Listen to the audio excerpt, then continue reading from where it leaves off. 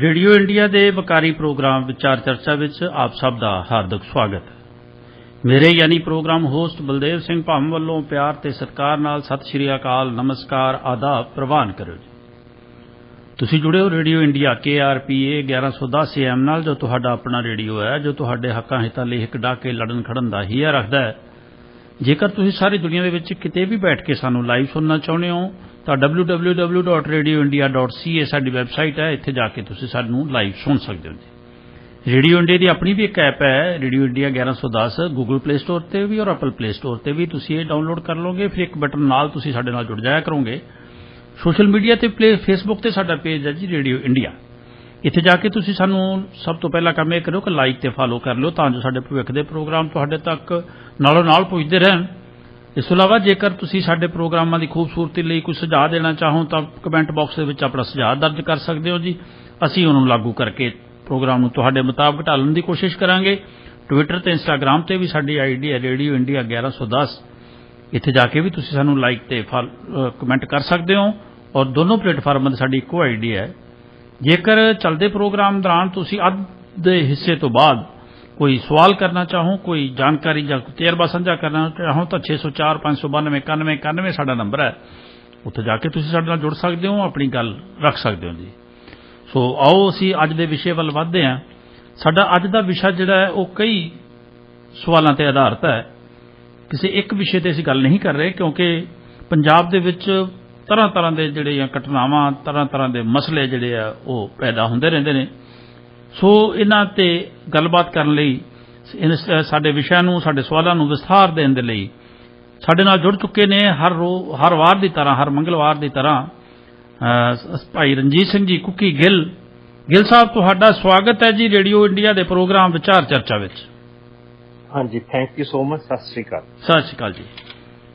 गिल साहब, जिस तरह के असीं हुण देख रहे हैं कि पंजाब यूनीवर्सिटी जिहड़ी कि पंजाब दा माण आख्या जांदा है इहनूं, क्योंकि विद्यक खेत्र दे विच इस यूनीवर्सिटी दा पूरे एशिया दे विच एक पूरा झंडी है और पिछले कुछ समय तो असीं देख रहे हैं कि जिहड़ी केंद्र की सत्ताधारी धिर है वो इस दा भी भगवा करना चाहुंदी है, इसनूं अपने अधिकार हेतर विच लैना चाहुंदी है तां जो इहनूं अपनी मर्जी के मुताबिक इहदी वरतों कर सकन। ये सारे विषय नूं असीं पहलां तुहाडे तों जानना चाहुंदे हां कि विषय शुरू कित्थों हुंदा है ते इहदा असल कारण की है जी। ਜਿਹੜਾ ਨਾ ਪੰਜਾਬ ਯੂਨੀਵਰਸਿਟੀ ਚੰਡੀਗੜ੍ਹ जी ਇਹਦੇ ਨਾਲ ਆਪਣਾ ਇਤਿਹਾਸ ਜੁੜਿਆ ਹੋਇਆ ਪੰਜਾਬ ਦਾ। जी जी ਕਿਉਂਕਿ ਜਦੋਂ ਇਹ ਯੂਨੀਵਰਸਿਟੀ ਪਹਿਲੇ ਇਹ ਕਾਲਜ ਹੁੰਦਾ ਸੀ ਪੰਜਾਬ ਯੂਨੀਵਰਸਿਟੀ ਕਾਲਜ जी 1870 ਵਿੱਚ ਐਸਟੈਬਲਿਸ਼ ਹੋਇਆ ਸੀ ਵਿਦਿਅਕ ਖੇਤਰ ਵਿੱਚ। जी ਲਾਹੌਰ ਇਹਦੀ ਨੀਂਹ ਰੱਖੀ ਗਈ ਸੀ। जी जी ਇਸ ਦੀ ਵਿੱਤੀ ਸਹਾਇਤਾ ਸਿੱਖ ਜਿਹੜੇ ਰਾਜੇ ਸੀ ਮਹਾਰਾਜੇ ਜਾਂ ਧਨਾੜ ਲੋਕ ਸੀ ਸਿੱਖ जी ਉਹਨਾਂ ਨੇ ਇਹਦੇ ਵਿੱਚ ਬਹੁਤ ਯੋਗਦਾਨ ਪਾਇਆ ਸੀ। जी ਉਸ ਤੋਂ ਬਾਅਦ ਹੀ ਮਹਾਰਾਜਾ ਪਟਿਆਲੇ ਨੇ ਮਹਿੰਦਰਾ ਕਾਲਜ ਪਟਿਆਲਾ ਬਣਾਇਆ ਸੀ 1875 ਚ। जी ਇਸੇ ਤਰ੍ਹਾਂ ਫਿਰ ਖਾਲਸਾ ਕਾਲਜ ਅੰਮ੍ਰਿਤਸਰ ਬਣਿਆ 1892 ਚ। जी ਇਨ ਵਿੱਚ 1882 ਚ ਵਾਇਸਰਾਏ ਜਿਹੜਾ ਸੀਗਾ ਇੰਡੀਆ ਦਾ ਉਦੋਂ ਲਾਰਡ ਸੀਗਾ ਉਹ ਵਾਇਸਰਾਏ ਜਿਹੜੇ ਸੀਗੇ ਉਦੋਂ जी ਉਹਨਾਂ ਨੇ ਆਪਣੀ ਮਤਲਬ ਕਿ ਰਹਿਨਮਾਈ ਹੇਠ ਜਾਰਜ ਰਿਪਨ ਸੀਗੇ ਉਦੋਂ जी ਉਹਨਾਂ ਨੇ ਇਸ ਚੀਜ਼ ਨੂੰ ਤਰਜੀਹ ਦਿੱਤੀ ਸੀ ਵੀ ਇਹਨੂੰ ਕਾਲਜ ਨੂੰ ਆਪਾਂ ਯੂਨੀਵਰਸਿਟੀ ਬਣਾ ਦਈਏ ਇੱਕ ਐਸ ਉੱਤਰੀ ਰੀਜਨ। ਉਦੋਂ ਸਿਰਫ ਇੱਕ ਮਦਰਾਸ ਚ ਯੂਨੀਵਰਸਿਟੀ ਸੀ, जी ਇੱਕ ਬੰਬੇ ਵਿੱਚ ਯੂਨੀਵਰਸਿਟੀ ਸੀ ਤੇ ਇੱਕ ਕੈਲਕਟਾ ਦੇ ਵਿੱਚ ਯੂਨੀਵਰਸਿਟੀ ਸੀ। जी ਚੌਥੀ ਯੂਨੀਵਰਸਿਟੀ ਇਹ ਬਣੀ ਸੀ ਇੰਡੀਆ ਚ ਜਦੋਂ ਬ੍ਰਿਟਿਸ਼ ਰਾਜ ਸੀ। जी जी ਜਦੋਂ ਇਹਦਾ ਉਦਘਾਟਨ ਸਮਾਰੋਹ ਹੋਇਆ ਸੀ ਨਵੰਬਰ 1882 ਚ ਤਾਂ ਵਾਇਸਰਾਏ ਆਪ ਆਇਆ ਸੀ। ਪੰਜਾਬ ਦਾ ਲੈਫਟੀਨੈਂਟ ਗਵਰਨਰ ਵੀ ਸੀਗਾ ਐਚਐਸਟਨ, जी ਫਰੀਦਕੋਟ ਦਾ ਮਹਾਰਾਜਾ, ਕਪੂਰਥਲੇ ਰਿਆਸਤ ਦਾ ਮਹਾਰਾਜਾ, जी ਇੱਕ ਬਹਾਵਲਪੁਰ ਦਾ ਮਹਾਰਾਜਾ ਸੀ। ਬਾਕੀ ਦੂਰੋਂ ਦੂਰੋਂ ਸਵਾਤ ਵੈਲੀ ਤੋਂ, ਪਸ਼ਾਵਰ ਤੋਂ, ਉੱਤੋਂ ਕਸ਼ਮੀਰ ਤੋਂ, ਸਾਰੇ ਤੋਂ ਜਿੱਥੇ ਇੱਥੇ ਵਿਦਵਾਨ ਬੈਠੇ ਸੀ ਜਿਹੜੇ ਜੁੜੇ ਹੋਏ ਸੀ ਪੰਜਾਬ ਨਾਲ जी ਤੇ ਵਿੱਦਿਆ ਉਹ ਸਾਰੇ ਆਏ ਸੀ ਜਦੋਂ ਉਦਘਾਟਨ ਹੋਇਆ। ਸੋ ਇਹ ਮੇਰਾ ਦੱਸਣ ਦਾ ਤਾਂ ਮਤਲਬ ਇਹਦੇ ਨਾਲ ਬਹੁਤ ਵੱਡਾ ਆਪਣਾ ਇਤਿਹਾਸ ਜੁੜਿਆ। बिल्कुल ਜਦੋਂ ਇਹਨਾਂ ਨੇ ਆਪਣਾ ਲਾਹੌਰ ਹੋਇਆ ਨਹਿਰੂ ਹੁਣਾਂ ਨੇ ਲਾਹੌਰ ਡੀਲ ਕੀਤੀ ਇਨ ਲਿਊ ਆਫ ਫਿਰੋਜ਼ਪੁਰ ਤੇ ਹੋਰ ਸਰਟਨ ਏਰੀਅਸ ਕਰਕੇ ਵੀ ਸਿੱਖ ਰਾਜ ਦੀ ਨਿਸ਼ਾਨੀ ਖੋਲੋ ਜੀ। ਉਹਦੇ ਵਿੱਚ ਆਪਣੀ ਇੱਕ ਇਹ ਵਿਦਿਅਕ ਨਿਸ਼ਾਨੀ ਜਿਹੜੀ ਆਪਣੇ ਸੱਭਿਆਚਾਰ ਤੇ ਆਪਣੇ ਸਮਾਜ ਨਾਲ ਜੁੜੀ ਹੋਈ ਸੀ ਜੀ, ਉਹ ਵੀ ਪਸਰੀ ਸੀ। ਪਰ ਉਦੋਂ ਰੌਲਾ ਪੈਣ ਕਰਕੇ ਇਹਦਾ ਇਸ਼ੂ ਪਾਰਟੀਸ਼ਨ ਕਮੇਟੀ ਅੱਗੇ ਆਇਆ ਸੀ ਜੀ। ਪਾਰਟੀਸ਼ਨ ਕਮੇਟੀ ਨੇ ਰਿਕਮੈਂਡ ਕੀਤਾ ਸੀ ਵੀ ਕੈਂਪਸ ਡਿਵਾਈਡ ਕਰ ਲਓ। ਫਿਰ ਇਹ ਈਸਟ ਪੰਜਾਬ ਯੂਨੀਵਰਸਿਟੀ ਦੇ ਨਾਂ ਤੇ ਇਹਦਾ ਕੈਂਪਸ ਸੋਲਨ ਸ਼ਿਫਟ ਕਰਤਾ ਸੀ ਜੀ, ਐਡਮਿਨਿਸਟ੍ਰੇਟਿਵ ਸੈਂਟਰ, ਕਿਉਂਕਿ ਚੰਡੀਗੜ੍ਹ ਤਾਂ ਉਦੋਂ ਹੈ ਹੀ ਨਹੀਂ ਸੀਗਾ। ਬਿਲਕੁਲ। ਉਸ ਚੰਡੀਗੜ੍ਹ ਦਾ ਨਹਿਰੂ ਹੁਣਾਂ ਨੇ ਇਹ ਕਿਹਾ ਸੀ ਵੀ ਅਸੀਂ ਲਾਹੌਰ ਦੀ ਥਾਂ ਤੇ ਚੰਡੀਗੜ੍ਹ ਵਸਾਵਾਂਗੇ। ਚੱਲੀ ਜਦੋਂ ਚੰਡੀਗੜ੍ਹ ਵਸੂਗਾ ਤਾਂ ਹੀ ਪੰਜਾਬ ਯੂਨੀਵਰਸਿਟੀ ਉੱਥੇ ਆਊਗੀ ਨਾ। ਬਿਲਕੁਲ। ਤਾਂ ਪਹਿਲੇ ਤਾਂ ਪੰਜਾਬ ਯੂਨੀਵਰਸਿਟੀ ਲਾਹੌਰ ਸੀਗੀ। ਸੋ ਇਹਦੇ ਨਾਲ ਆਪਣੀਆਂ ਜਿਹੜੇ ਆ ਨਾ ਪੁਰਾਣੇ ਵਾਅਦੇ ਸੀਗੇ ਇਹਨਾਂ ਦੇ, ਜਿਨ੍ਹਾਂ ਨੇ ਆਪਾਂ ਨੂੰ ਆਪਣੇ ਨਾਲ ਰਲਾਇਆ ਤੇ ਆਪਣੇ ਲੀਡਰਾਂ ਨੇ ਤੇ ਵਿਸ਼ਵਾਸ ਕੀਤਾ, ਉਹਦੀ ਇੱਕ ਨਿਸ਼ਾਨੀ ਪੰਜਾਬ ਯੂਨੀਵਰਸਿਟੀ ਦੀ ਹੈ। ਇਹ ਇਸ਼ੂ ਹੁਣ ਤਾਂ ਉੱਭਰਿਆ ਕਿ ਹੁਣ ਬਹੁਤ ਸਾਲਾਂ ਬਾਅਦ ਪੰਜਾਬ ਦੀ ਜਿਹੜੀ ਸਟੂਡੈਂਟਸ ਨੇ ਇੱਕ ਬਹੁਤ ਲੰਮਾ ਮਾਰਚ ਕੱਢਿਆ ਗੁਰਦੁਆਰਾ ਅੰਬ ਸਾਹਿਬ ਮੋਹਾਲੀ ਤੋਂ ਗਵਰਨਰ ਨੂੰ ਮਿਲਣ ਲਈ, ਕਿਉਂਕਿ ਕੁਝ ਹਫ਼ਤੇ ਪਹਿਲੇ Punjab and Haryana high court ਦੇ ਡਬਲ ਬੈਂਚ ਨੇ ਆਰਡਰ ਦਿੱਤਾ। ਇਨਫੈਕਟ ਉਹਨਾਂ ਨੇ ਸੈਂਟਰਲ ਗਵਰਨਮੈਂਟ ਦੀ ਹੋਮ ਮਿਨਿਸਟਰੀ ਅਤੇ ਐਜੂਕੇਸ਼ਨ ਡਿਪਾਰਟਮੈਂਟ, ਜਿਹਨੂੰ ਹਿਊਮਨ ਰਿਸੋਰਸ ਡਿਪਾਰਟਮੈਂਟ ਕਹਿੰਦੇ ਆ ਜੀ, ਜਿਹੜੀ ਮਿਨਿਸਟਰੀ ਆ, ਦੇ ਕਿਉਂ ਨਾ ਜਿਹੜੀ ਹੈਗੀ ਆ ਪੰਜਾਬ ਯੂਨੀਵਰਸਿਟੀ ਚੰਡੀਗੜ੍ਹ ਇਹਨੂੰ ਸੈਂਟਰਲ ਯੂਨੀਵਰਸਿਟੀ ਬਣਾ ਦਿੱਤਾ ਜਾਵੇ ਜੀ। ਉਹ ਜਿਹੜਾ ਸੀਗਾ ਉਹ ਆਰਡਰ ਤਾਂ ਉਹਨਾਂ ਨੇ 3 ਹਫ਼ਤੇ ਪਹਿਲੇ ਦਾ ਕੀਤਾ ਹੋਇਆ। 2 ਹਫ਼ਤੇ ਸਟੂਡੈਂਟਸ ਵੇਟ ਕਰਦੇ ਰਹੇ ਵੀ ਸ਼ਾਇਦ ਸਾਡੀ ਜਿਹੜੀ ਪੰਜਾਬ ਯੂਨੀਵਰਸਿਟੀ ਜਾਂ ਪੰਜਾਬ ਗਵਰਨਮੈਂਟ ਇਸ ਤੇ ਕੋਈ ਕਾਰਵਾਈ ਕਰੂ ਜੀ। ਪਰ ਭਗਵੰਤ ਮਾਨ ਹੁਣੀ ਤਾਂ ਜਿਹੜੀ ਗਵਰਨਮੈਂਟ ਆ ਇਹ ਤਾਂ ਬੀਜੀ ਹੈਗੀ ਆ ਦਿੱਲੀ ਦਰਬਾਰ ਦੀ ਸੇਵਾ 'ਚ ਜੀ। ਜਿਵੇਂ ਅੱਜ ਕੇਜਰੀਵਾਲ ਨੇ ਪੰਜਾਬ 'ਚ ਆਉਣਾ 40 ਮਿੰਟਾਂ ਨੇ, ਇੱਥੇ ਜਲੰਧਰ ਆਉਣਾ ਕਿ ਵੋਲਵੋ ਬੱਸ ਚਲਾਉਣੀ ਆ ਜੀ ਦਿੱਲੀ ਏਅਰਪੋਰਟ ਨੂੰ, ਕਿ ਬਹੁਤ ਵੱਡਾ ਮਾਰਕ ਆ ਪੰਜਾਬ ਲਈ ਇਹਨਾਂ ਨੇ ਮਾਰਤਾ ਜੀ। ਕਿੰਨੇ ਜ਼ਿਲ੍ਹਿਆਂ ਦੀ ਪੁਲਿਸ ਜੀ, ਸਾਰੇ ਮਹਿਕਮੇ, ਮਤਲਬ ਕਿ ਕੋਈ ਕੰਮ ਐ ਲੱਗਿਆ ਹੋਇਆ ਕਿ ਜਿਵੇਂ ਕੋਈ ਪਤਾ ਨਹੀਂ ਕਿਸੇ ਕੰਟਰੀ ਦਾ ਮਹਾਰਾਜਾ ਰਹਿੰਦਾ। ਐ ਤਾਂ ਪ੍ਰਾਈਮ ਮਿਨਿਸਟਰ ਵੇਲੇ ਵੀ ਨਹੀਂ ਹੁੰਦਾ ਵਿਜ਼ਿਟ ਤੇ ਪੰਜਾਬ 'ਚ। ਬਿਲਕੁਲ। ਮਤਲਬ ਕਿ ਇਹਨਾਂ ਨੇ ਇਹ ਏਦਾਂ ਦੀ ਸਰਕਾਰ ਆ ਗਈ ਪੰਜਾਬ 'ਚ ਜੀ ਕਿ ਇਹਨਾਂ ਨੇ ਆਪਣਾ ਸਭ ਕੁਛ ਹੀ ਗੋਡੇ ਟੇਕੇ। ਇੱਕ ਡਰਾਮੇਬਾਜ਼ੀ ਦੀ ਸਿਆਸਤ ਰਚੀ ਜਾ ਰਹੀ ਆ। 2 ਹਫ਼ਤੇ ਸਟੂਡੈਂਟਸ ਦੇਖਦੇ ਰਹੇ, ਇਹਨਾਂ ਨੇ ਕੋਈ ਕਾਰਵਾਈ ਨਹੀਂ ਕੀਤੀ। ਜਦੋਂ ਉਹਨਾਂ ਨੇ ਆਪਣਾ ਵਿਦਰੋਹ ਦਿਖਾਉਣਾ ਚਾਹਿਆ ਉਹਨਾਂ ਤੇ ਲਾਠੀ ਚਾਰਜ ਕੀਤਾ ਪੰਜਾਬ ਪੁਲਿਸ ਨੇ ਜੀ। ਈਵਨ ਕੁੱਟਾਂ ਦੇ ਵੀ ਸੱਟਾਂ ਵੱਜੀਆਂ, ਨੌਜਵਾਨਾਂ ਦੇ ਵੀ ਸੱਟਾਂ ਵੱਜੀਆਂ ਜੀ। ਉਸ ਤੋਂ ਬਾਅਦ ਇਹਨਾਂ ਦਾ ਚੀਫ ਮਿਨਿਸਟਰ ਦੇ ਆਫਿਸ 'ਚੋਂ ਬੰਦਾ ਗਿਆ ਵੀ ਨਹੀਂ ਤੁਹਾਡੀ ਚੀਫ ਮਿਨਿਸਟਰ ਭਗਵੰਤ ਮਾਨ ਨਾਲ ਮੀਟਿੰਗ ਕਰਾਉਣੀ, ਜਿਹੜੀ ਮੀਟਿੰਗ ਅੱਜ ਤੱਕ ਵੀ ਨਹੀਂ ਹੋਈ। ਅਗਲੇ ਦਿਨ ਇਹਨਾਂ ਨੂੰ ਚੀਫ ਮਿਨਿਸਟਰ ਉੱਥੇ ਬੁਲਾਇਆ ਰੈਜ਼ੀਡੈਂਸ ਤੇ, ਉੱਥੇ ਚੀਫ ਮਿਨਿਸਟਰ ਤਾਂ ਇਹਨਾਂ ਨੂੰ ਮਿਲਿਆ ਨਹੀਂ, ਭਾਵੇਂ ਉਹਨਾਂ ਨੇ ਵਾਅਦਾ ਕੀਤਾ ਸੀ ਮੈਂ ਤੁਹਾਨੂੰ ਕੱਲ ਮਿਲੂੰਗਾ। ਇਹ ਤਾਂ ਏਦਾਂ ਦਾ ਚੀਫ ਮਿਨਿਸਟਰ ਜਿਹੜਾ ਘਰੇ ਆਏ ਭਗਤ ਸਿੰਘ ਦੇ ਪਰਿਵਾਰ ਨੂੰ ਭਜਾ ਦਿੰਦਾ ਜੀ। ਬਿਲਕੁਲ। ਇਹਨਾਂ ਨੇ ਉੱਥੇ ਗਏ ਸਟੂਡੈਂਟਸ ਦਾ ਡੈਲੀਗੇਸ਼ਨ, ਉਹਨਾਂ ਨੇ OS ਜਿਹੜਾ ਉਹਦਾ ਆਫਿਸਰ ਸਪੈਸ਼ਲ ਡਿਊਟੀ ਹੁੰਦਾ PCS ਅਫਸਰ ਸੀਗਾ ਬਰਾੜ ਜੀ, ਉਹ ਇਹਨਾਂ ਨੂੰ ਮਿਲਿਆ। ਉਹਨੇ ਪੁੱਛਿਆ ਵੀ ਹਾਂ ਦੱਸੋ ਕੀ ਗੱਲ ਆ। ਜਦੋਂ ਸਟੂਡੈਂਟਸ ਦੇ ਕਹਿਣ ਮੁਤਾਬਕ ਕਹਿੰਦੇ ਅਸੀਂ ਜਦੋਂ ਉਹਨੂੰ ਇਸ਼ੂ ਦੱਸਿਆ ਪੰਜਾਬ ਯੂਨੀਵਰਸਿਟੀ ਚੰਡੀਗੜ੍ਹ ਦਾ ਵੀ ਐ ਹਾਈ ਕੋਰਟ 'ਚੋਂ ਆਰਡਰ ਆਇਆ, ਉਹਨਾਂ ਨੇ ਡਾਇਰੈਕਟ ਕੀਤਾ ਯੂਨੀਅਨ ਗਵਰਨਮੈਂਟ ਨੂੰ ਕਿ ਤੁਸੀਂ ਟੇਕ ਓਵਰ ਕਰ ਲਓ, ਮੈਨੂੰ ਇਸ ਬਾਰੇ ਮੈਨੂੰ ਜਵਾਬ ਦਿਓ ਅਗਸਤ 30 ਉਹਨੇ ਸਟੂਡੈਂਟਸ ਦੇ ਕਹਿਣ ਮੁਤਾਬਕ ਉਹ ਆਫਿਸਰ ਕਹਿੰਦਾ ਕਿ ਮੈਨੂੰ ਤਾਂ ਇਸ਼ੂ ਬਾਰੇ ਪਤਾ ਹੀ ਨਹੀਂ। ਇਹਨਾਂ ਨੂੰ ਇਹ ਤਾਂ ਪਤਾ ਵੀ ਕੇਜਰੀਵਾਲ ਨੇ ਕਦੋਂ ਆਉਣਾ, ਰਾਘਵ ਚੱਡੇ ਨੇ ਕੀ ਕਹਿਣਾ, ਜਾਂ ਹੋਰ ਜਿਹੜੇ ਏਦਾਂ ਦੇ ਦਿੱਲੀ ਦਰਬਾਰ ਦੇ ਕੰਮ ਨੇ ਉਹ ਕੀ ਕਹਿਣਾ, ਜਿਵੇਂ ਲਾਰੈਂਸ ਬਿਸ਼ਨੋਈ ਦਾ ਮਸਲਾ ਜੀ ਮੂਸੇ ਵਾਲੇ ਕੇਸ। 3 ਹਫ਼ਤੇ ਲੰਘਣ ਤੋਂ ਬਾਅਦ ਇਹਨਾਂ ਨੂੰ ਯਾਦ ਆਇਆ ਵੀ ਨਹੀਂ ਯਾਰ ਆਪਾਂ ਨੂੰ ਸ਼ਿੱਦਤ ਨਾਲ ਉਹਦਾ ਵਾਰੰਟ ਲੈ ਕੇ ਆਉਣਾ ਚਾਹੀਦਾ। ਮੈਨੂੰ ਯਾਦ ਆ ਮੈਨੂੰ 24 ਘੰਟੇ ਵੀ ਨਹੀਂ ਸੀ ਹੋਏ USA ਤੋਂ ਵਾਪਸ ਹਵਾਲਗੀ ਚ ਇੰਡੀਆ ਆਇਆ ਜਹਾਜ਼ ਚ, ਤੇ ਮੇਰੇ ਦਰ ਤੇ ਪੰਜਾਬ ਪੁਲਿਸ ਖੜੀ ਸੀ, ਪਰ ਮੈਨੂੰ ਟੱਚ ਨਹੀਂ ਕਰ ਸਕਦੇ ਸੀ ਕਿਉਂਕਿ ਮੇਰੇ ਕੋਲ ਇੰਟਰਨੈਸ਼ਨਲ ਪ੍ਰੋਟੈਕਸ਼ਨ ਸੀ। ਇਹਨਾਂ ਨਹੀਂ 29 ਤਰੀਕ ਨੂੰ ਕਤਲ ਹੁੰਦਾ ਤੇ 29 ਤੋਂ ਦਿਨ ਲਾ ਲਓ ਕਿੰਨੇ ਆ ਜੀ। ਹੁਣ ਕੱਲ ਇਹਨਾਂ ਨੇ ਆਪਣਾ ਐਡਵੋਕੇਟ ਜਨਰਲ ਭੇਜਿਆ ਜੀ, ਜੇ ਸਿੱਧਤ ਨਾਲ ਗਏ ਤਾਂ ਲੈ ਵੀ ਆਏ। ਜੇ ਉਹ ਬੰਦਾ ਕਲੇਮ ਕਰ ਰਿਹਾ, ਉਹਨੇ ਅੱਧੇ ਘੰਟੇ ਬਾਅਦ ਹੀ ਕਲੇਮ ਕਰ ਲਿਆ ਸੀ ਉਹਦੇ ਗਰੁੱਪ ਨੇ ਵੀ ਅਸੀਂ ਮਾਰਿਆ ਮੂਸੇ ਵਾਲਾ, ਮੈਨੂੰ ਨਹੀਂ ਪਤਾ ਉਹਨਾਂ ਨੇ ਮਾਰਿਆ ਜਾਂ ਨਹੀਂ ਮਾਰਿਆ, ਤਾਂ ਕੋਰਟ 'ਚ ਪਤਾ ਲੱਗੂਗਾ। ਬਿਲਕੁਲ ਬਿਲਕੁਲ ਨਹੀਂ, ਇਹ ਤਾਂ ਪਤਾ ਨਹੀਂ ਕਦੋਂ ਕੇਸ ਨਿਬੜਨੇ ਆ, ਕੀ ਹੋਣਾ ਹੈ ਨਾ। ਜੀ ਜੀ। ਪਰ ਇਹਨਾਂ ਨੇ ਜਦੋਂ ਸਟੂਡੈਂਟਸ ਨੇ ਉਹਦੇ ਨਾਲ ਗੱਲ ਕੀਤੀ PCS ਅਫਸਰ ਨਾਲ, ਉਹਦੇ ਨੋ, ਜਦ ਕਿ ਉਹ ਪੰਜਾਬ ਦਾ ਵਸਨੀਕ ਆ ਬਰਾੜ, ਤੇ ਪੰਜਾਬ ਯੂਨੀਵਰਸਿਟੀ ਇੱਕ ਐਵੇਂ ਕਾਲਜ ਨਹੀਂਗਾ, ਦੁਨੀਆ 'ਚ ਜਾਣੀ ਜਾਂਦੀ ਯੂਨੀਵਰਸਿਟੀ ਆ। ਹੋ ਸਕਦਾ ਪੜਿਆ ਵੀ ਇੱਥੋਂ ਹੀ ਹੋਵੇ ਉਹ। ਹਾਂ, ਕੋਈ ਵੱਡੀ ਗੱਲ ਨਹੀਂ, ਕਿਉਂਕਿ ਮਾਲਵੇ ਖੇਤਰ ਜਿਹੜੇ ਬਰਾੜ ਨੇ ਬਹੁਤੇ ਮਾਲਵੇ ਖੇਤਰ, ਮਾਲਵਾ ਖੇਤਰ ਪੰਜਾਬ ਯੂਨੀਵਰਸਿਟੀ ਦੇ ਥੱਲੇ ਆਉਂਦਾ। ਜੀ ਜੀ ਜੀ। ਹੈ ਇਹਦੇ 200 ਕਾਲਜਿਸ ਦੇ ਨਾਲ ਅਫੀਲੀਏਸ਼ਨ ਆ, ਇਹਨਾਂ ਦੇ ਜਿਹੜੀਆਂ ਸਾਈਡ ਕੈਂਪਸਿਸ ਨੇ ਉਹ ਮਾਲਵੇ ਦੇ ਵਿੱਚ ਨੇ ਜੀ।